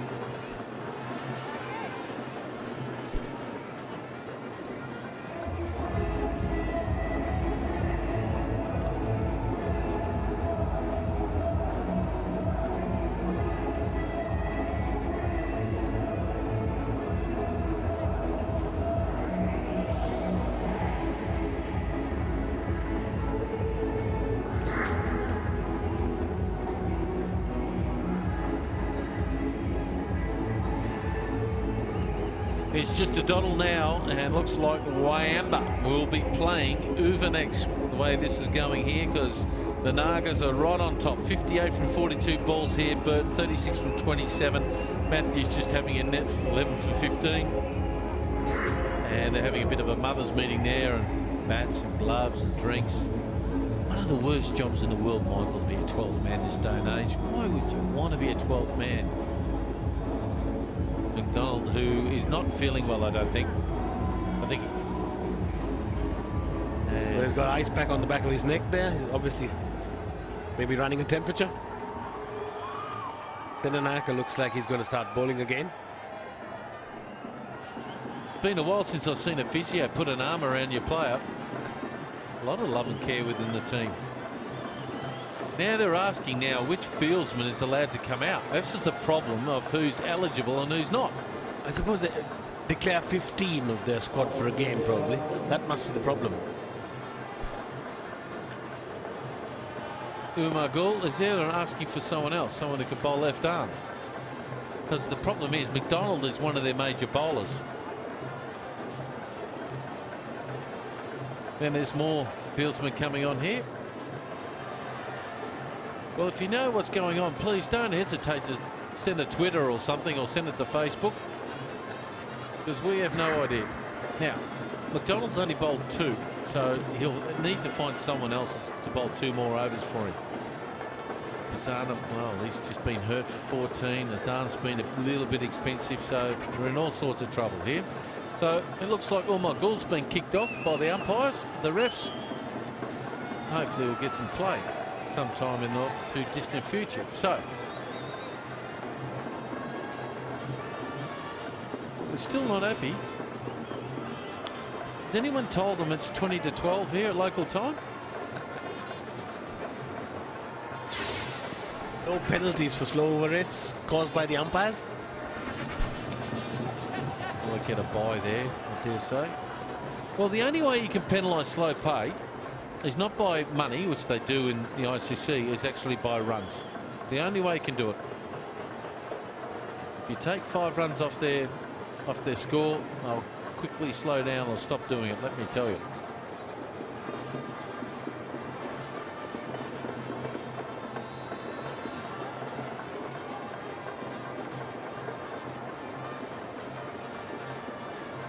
Now, the wind's gone out of the sails in this match for me a little bit. Anyway, we've got 57 for 41 balls. And Bird, just a little fine leg glance for 1, maybe. So he can play the delicate shot as well. That was a bit of a change from his normal clubbing of the ball.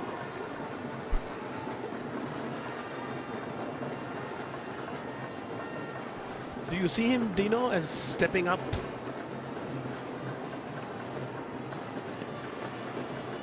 Dino, do you see Bird stepping up to play Test cricket eventually?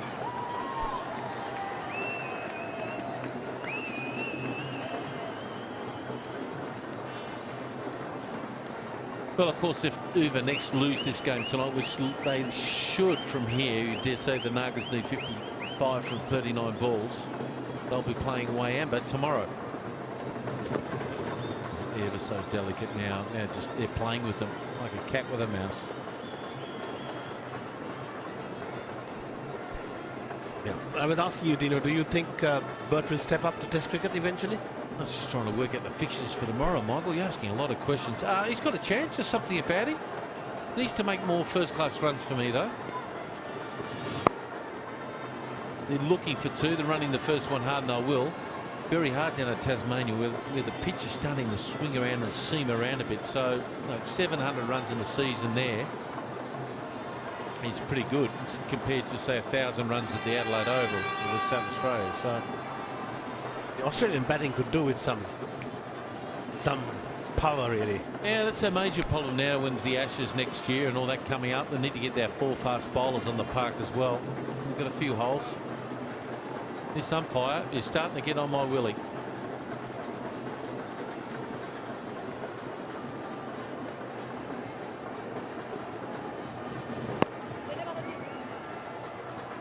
Unfortunately, that's the over.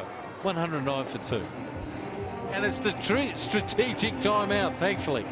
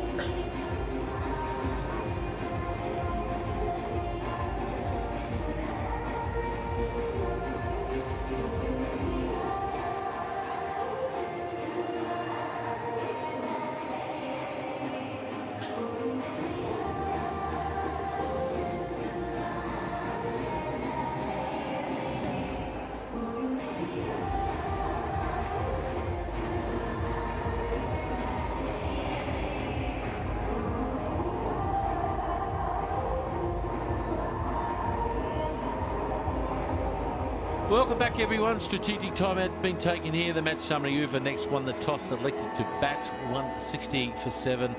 Munavera 45, Kandambi 33. Nice little cameos there. Not a bad total. Oranga was outstanding again. This kid 2 for 35. And now it looks like a doddle for the Nagas here. 109 for 2. Burt 37 not. And just a matter of Uva next finding someone who's fit and not sick and not crook, as we say back at home. Trying to find 11 and find some bowlers to try to contain these two batsmen there. Why they have 3 people taking out drinks and gloves, that's got me beat, but that's what they do. And one particular player, Nazir, was brilliant early. Yes, he played some pretty good shots around the wicket, straight down the ground, square of the wicket, and again square. And that one went all the way.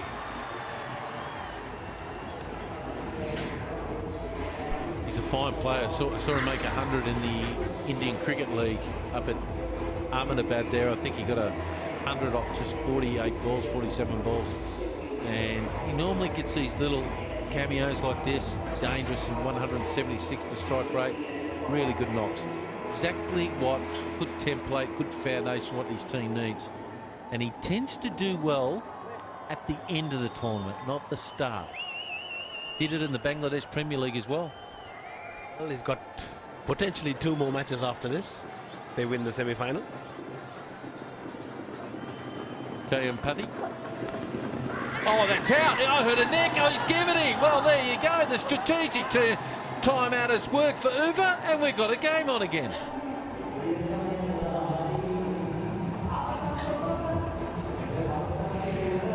Just a hint of movement away from the left-hander, thin edge, and the keeper managed to hold on. Jayampathy, who's the bowler, wasn't in the original draft. Well, Birdie gone for 37. It's 109 for 3.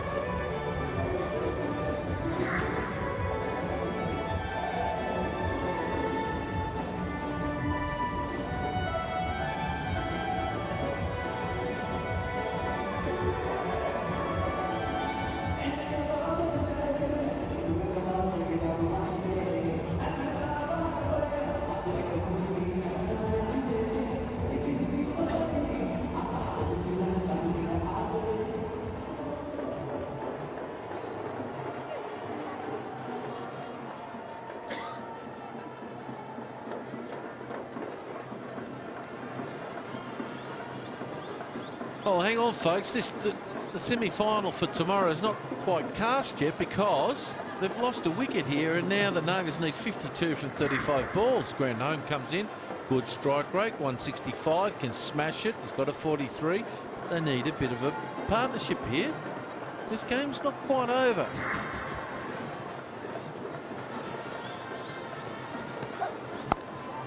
Big single.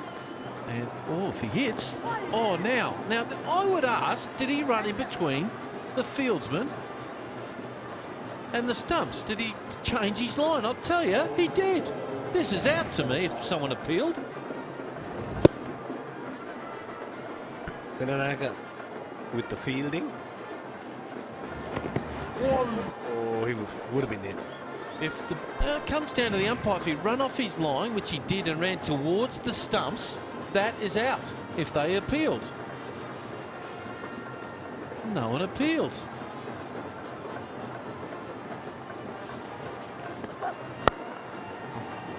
But 2's the call, and they should get them.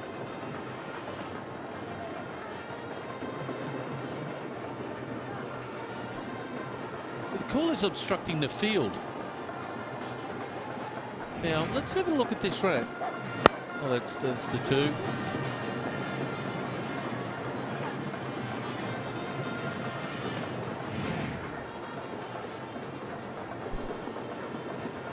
Just got to make sure when you're running between the wickets, you've got to hold your line, running in straight lines. Oh, there's one bounce down there. 1 run.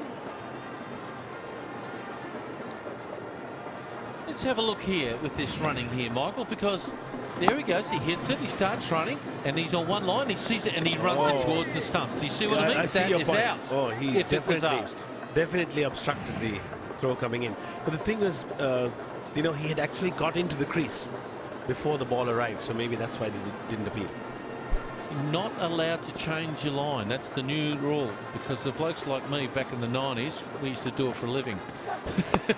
Outside edge, oh, just wide. Could it be 4? And it goes for 4. So he's not mucking around, this fella, Grandhome, because he likes to go after it.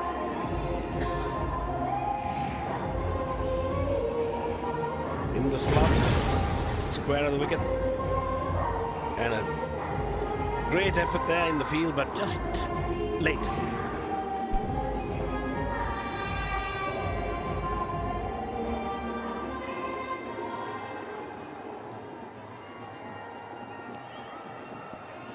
Made an impression since he's come into this team, Grandhome. Oh, that's a magnificent shot. Good placement. And it goes for 4. So 12 runs from the over. It's 121 for 3.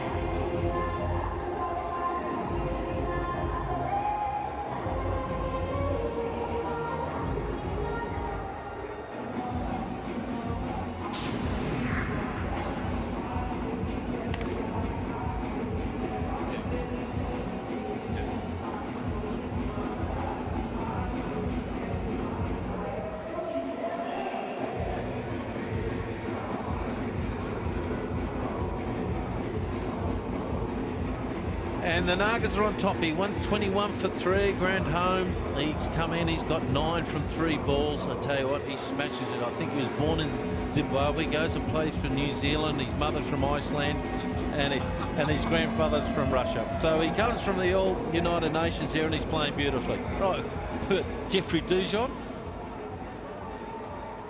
Mr. A.B. Singh. Well, thank you, Dino.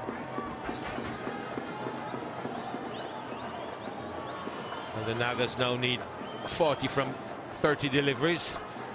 They've only lost 3 wickets, so you'd have to think they'll get up and get these. Especially the way Grandhome has come in and got going. Who would your money be on now, Roshan? Well, I think it's the Nagas. They have surprised all of us, because anything over 145 has been difficult to chase. Dude. But today, they seem to be doing it well.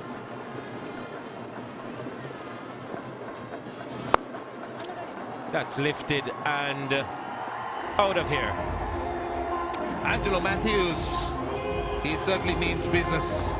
I think they're determined to avoid Wymer. That seemed to be the one that's motivated them going after the bowling. Look at this, great shot.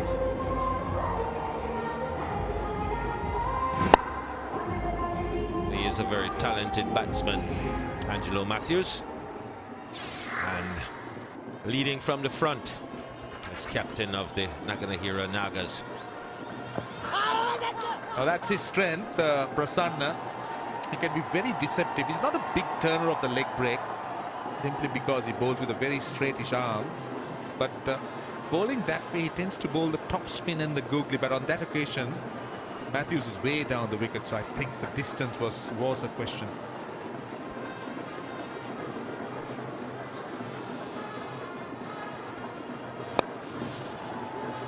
Doesn't quite get hold of that, but they'll still pick up 2. It's been a good over so far. 8 from it so far. And this asking rate, or the equation of 32 of 26, should be a walk in the park. With 7 wickets in hand, and Angelo Matthews already 25 of 25 balls. So it's all looking Nagenahira's way.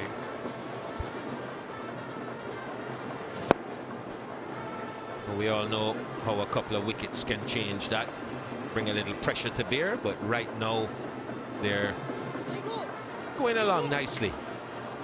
And even though that, with the fall of that last wicket, Prudhomme has come in and he's gotten off to a flyer. Times the ball sweetly.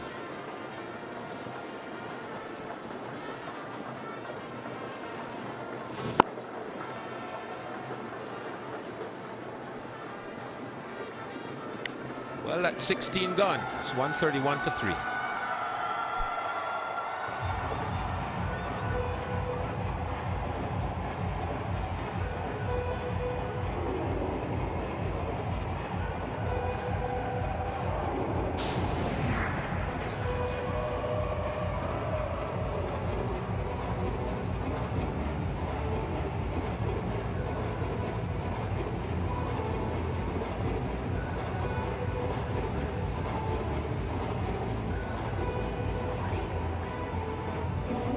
Well, it's even Steven pretty much, with the Nagas just slightly ahead at this point. Just lost the 3 wickets.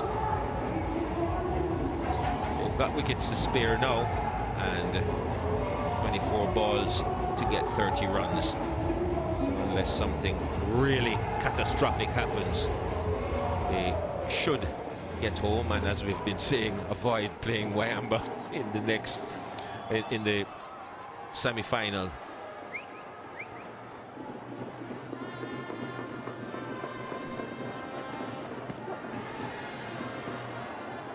Clever bowling by the youngster Charit Jayampati. I've seen a lot of determination in Angelo Matthews today, Dude. I'm sure he's driven by one factor: get to the final. And Khandurata seemed to be the preferred choice. Well, that could be one motivation, and the other that he hasn't particularly performed as well as he would have liked in this tournament. He's coming into a bit of form now, which is what you'd have to say is at the right time. Oh, well fielded, very well fielded. That's one of the substitutes, Ashan Priyanjan. This is what Uva want. They want some dot balls. Batsmen are going at it, so it's going to be about good fielding, and that was a good piece of fielding.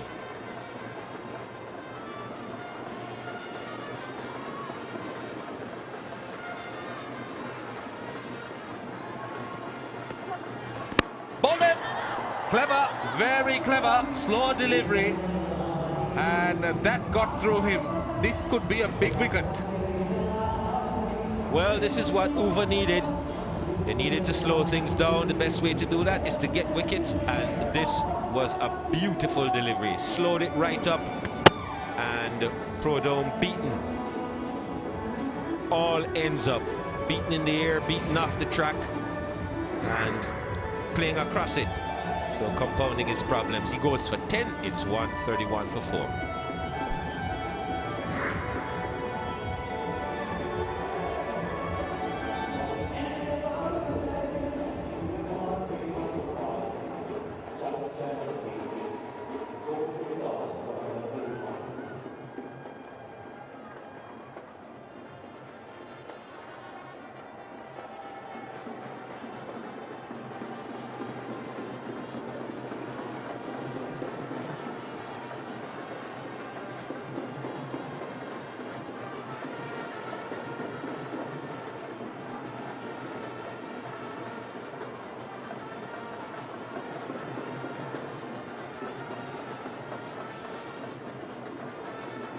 Well, 131 for 4. We've had a wicket in this over. And the pendulum swinging again. This is another look. Brando completely done by that one.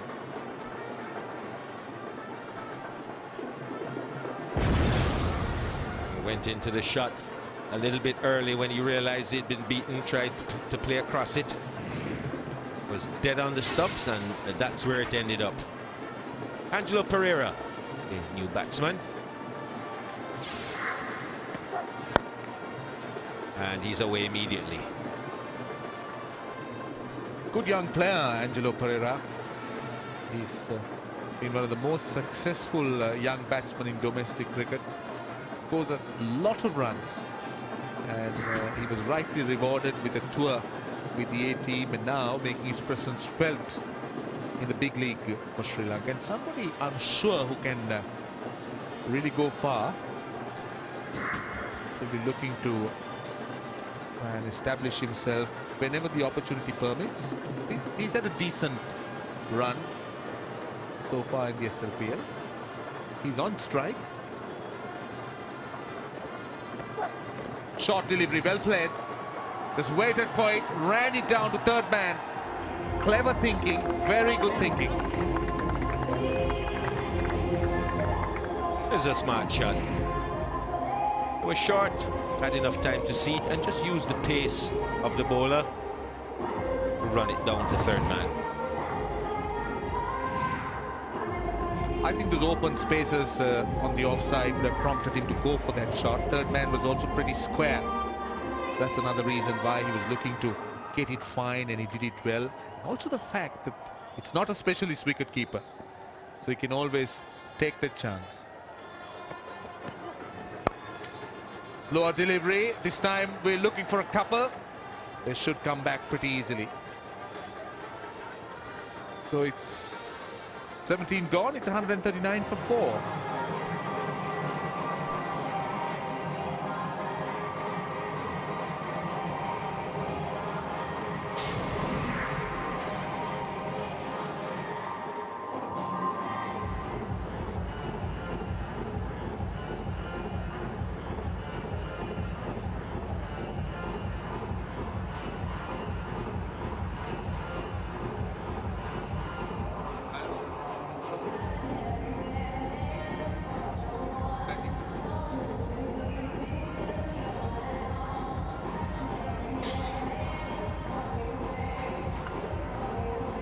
Well, 22 of 3 overs. That's not hugely frightening in a T20 game, and especially when you have somebody like Matthews, who's already in top gear. He's made 26 of 26.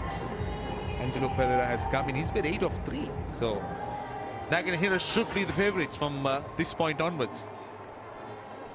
Well, they've got 6 wickets in hand, and I can't really say that Ahmad Azam has really been that effective. A bit inexperienced at this level. Changed his mind. He's planning to go across his wicket and fight that into the leg side. Just changed his mind at the last minute. Change his stroke, picks himself up a single. Good piece of fielding again. Sachitra Sirunayake at cover. He used to be called Jonty when he was in school. He was such a good fielder, so he used to be regarded that way, and Jonty Rhodes was making waves then, and there you are. That's why Sachitra used to be called Jonty when he was a schoolboy. Oh, good shot, very good shot, but no fieldsman at cover. Sweetly timed. Ahmad Azam is not quick. So Angelo Pereira just walking into that shot. Well, it's just about a runner ball now, and that's because of that shot.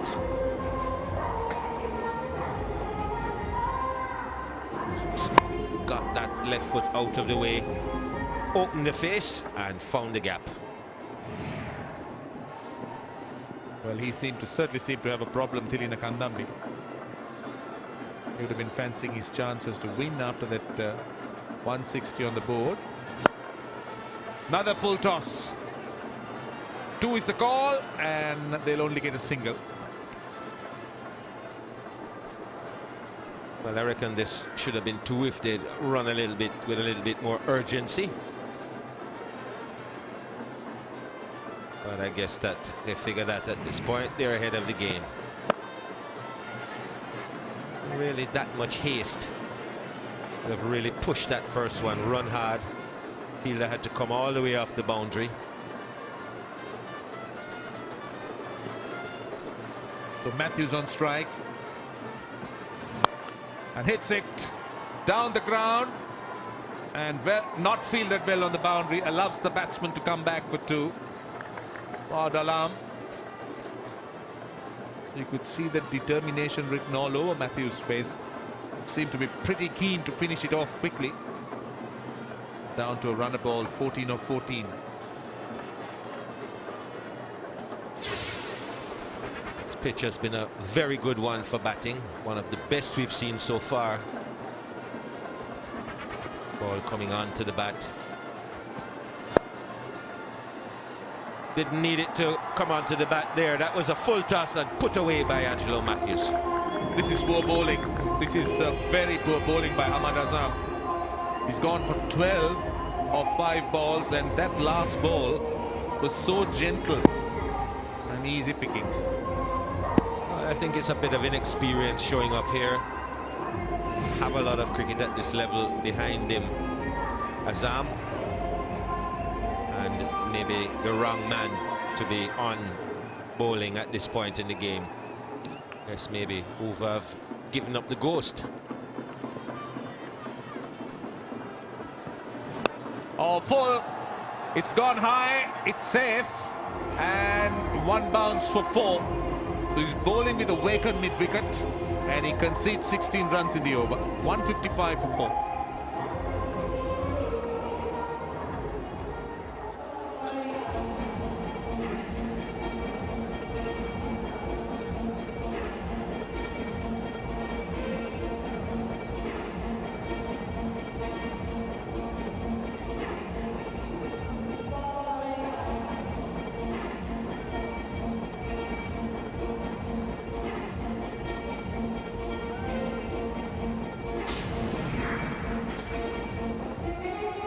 Well, those are the two worms.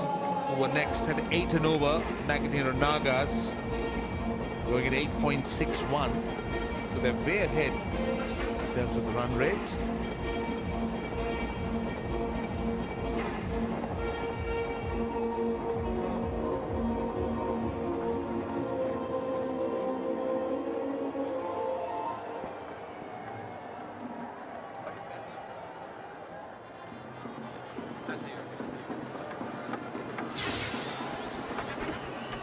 So Prasanna to bowl what could very well be the last over.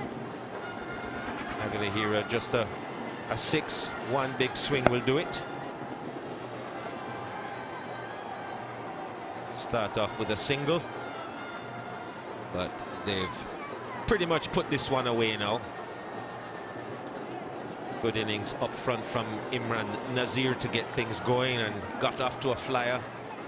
And then Angelo Matthews, the captain, came in and he's literally just steered the ship home, Roshan. He's definitely steered the ship, there is no doubt, from a slightly troubled situation into a very calm environment.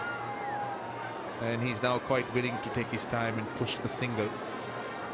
They've got 11 balls to score 4, 10 balls to score 4. So it looks as if it's Uva who is going to have to end up 4th, and they'll play the leaders Wayamba in the semis.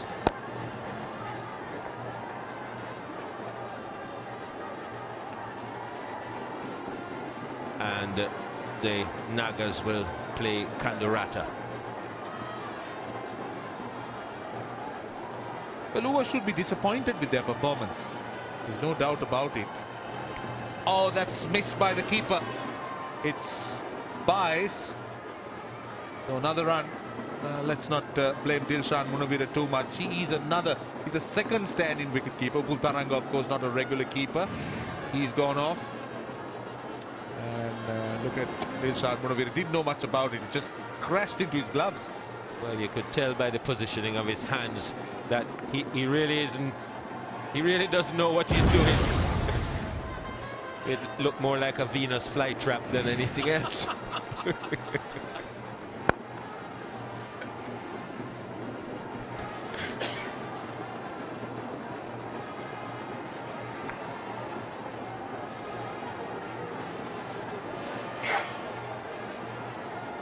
To all the kids who want to keep wicket, this is not how you should have your hands when the ball is coming.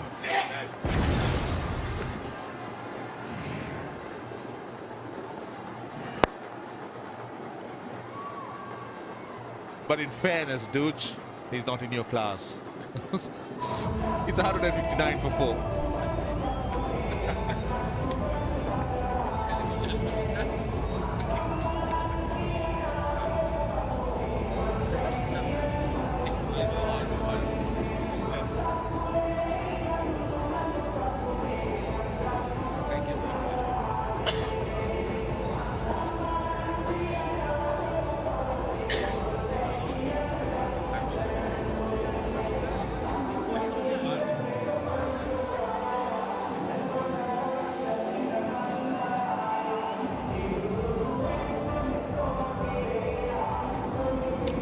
So we're going into the 20th over, and that piece of wicket-keeping work in the last over has prompted Uva to change the wicket-keeper once again. Well, Nagenahira, who's the off-spin and national cricketer, he's going to keep wickets. I wonder whether Nagenahira has injured his finger. Or is he going to bowl? Get the feeling he's going to bowl. Nagenahira, he's a handy off-spinning. He's certainly better bowler than a wicket-keeper. Well, I think he's safe for bowling. If he stayed behind that wicket much longer, he was going to do himself a mischief, I'm sure.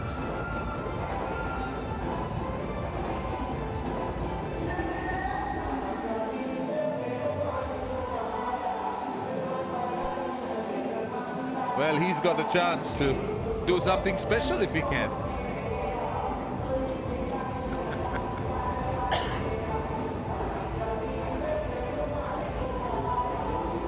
So 2 to win.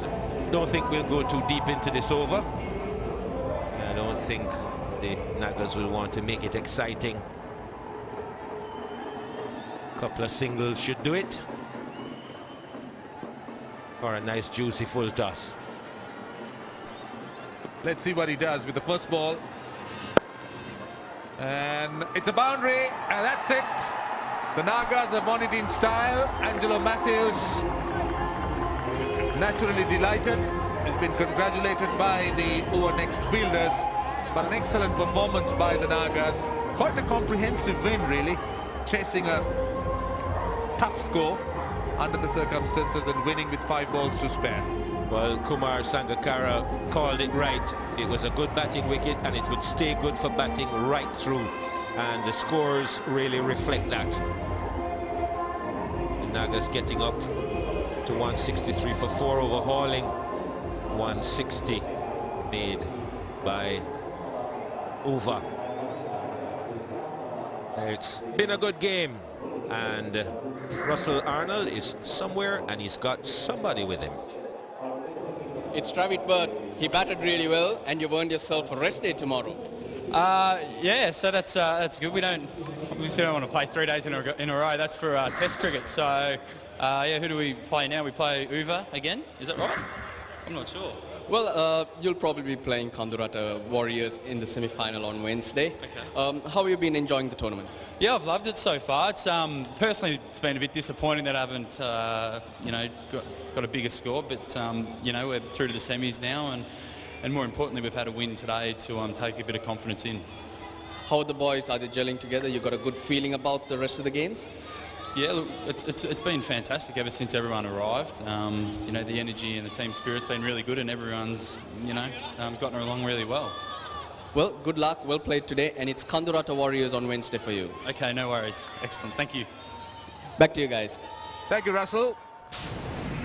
Well, Nagenahira Nagas quite a comprehensive win, 163 for 4. Angelo Matthews playing a fine hand, making 43 not out. But Imran Nasir was the man who really got things moving with that quick 44 of 25. And Travis Bird, whom Russell Arnold just spoke to, also made a good 37. It's a good win by the Nagas by 6 wickets. Maintained a good pace throughout. Jayampati, 2 wickets. 1 for Senanayaka and 1 for Jacob Oram. But for Uva, it was too little, too late. So there you have it. Uva won the toss, decided to bat, and they were 160 for 7 at the end of their 20. Nagenahira only needed 19.1 overs to take it away by 6 runs. Well, that's how it looks, the points table. It's all settled now. Wayamba right on top, Nagenahira second, Kandurata and Uva in that order. So it will be Wayamba versus Uva, the first semi-final, and then Nagenahira versus Kandurata in the second semi-final.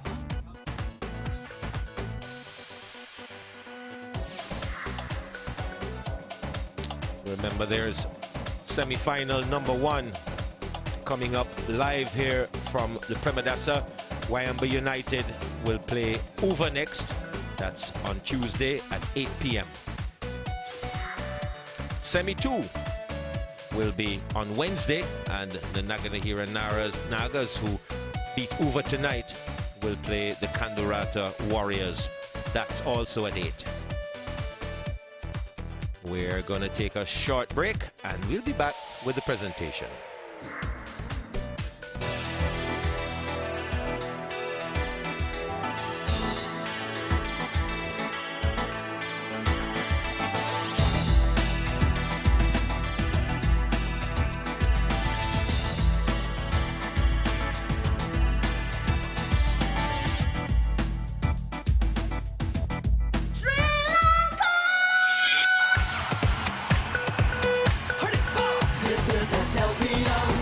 Mahindra Sri Lanka Premier League.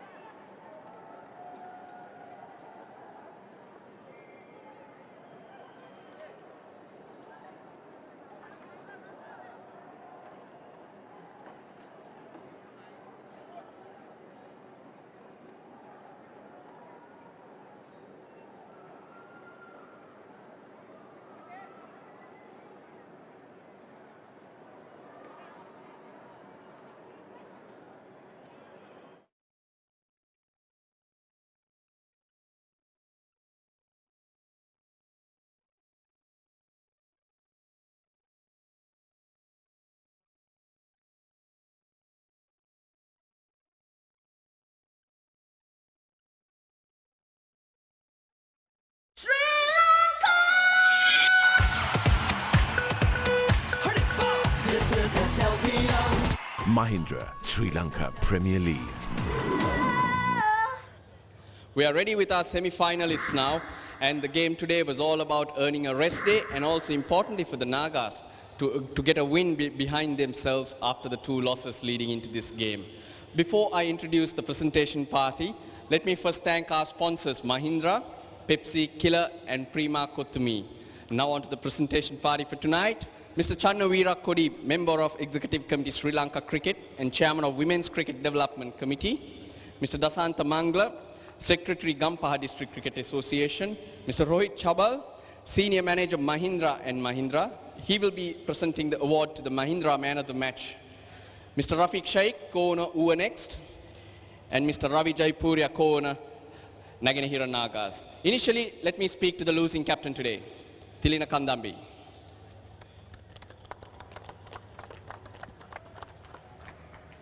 Tilina, things didn't go to plan today. Yes, I think we batted really well, but I think we were 15 short at the end. But still, I think we could have bowled well, but unfortunately there are 4 guys who are not in the field, so it's very difficult to win a game from there. Now, looking forward to tomorrow, what about your situation with players and injuries? Yes, I have to go there and sit and have a chat with the guys and see who's available tomorrow. Well, hopefully you'll go well. Good luck tomorrow. Thanks, man. And now the winner tonight, or the winning captain, Angelo Matthews.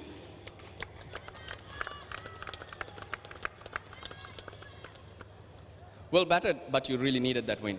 Yeah, of course, we needed that. I thought the bowler started off brilliantly. It was a 170, 180 wicket, and the bowlers did a great job to restrict them to 160. And now you must be confident looking forward to Wednesday. Yeah, of course. I mean, we're gelling up well as a team, and we needed to win as well because we had pretty bad games. But the guys are gelling up well. What about your injury front? Have you got a full squad? Well, yeah, we've got the full squad. We just wanted to try out Sampath as well today. So, yeah, the squad is fully fit. Well, good luck. Thank you. Today's man of the match, it's Imran Nazir. A wonderful 44 set the pace for the Nagenahira Nagas in their chase.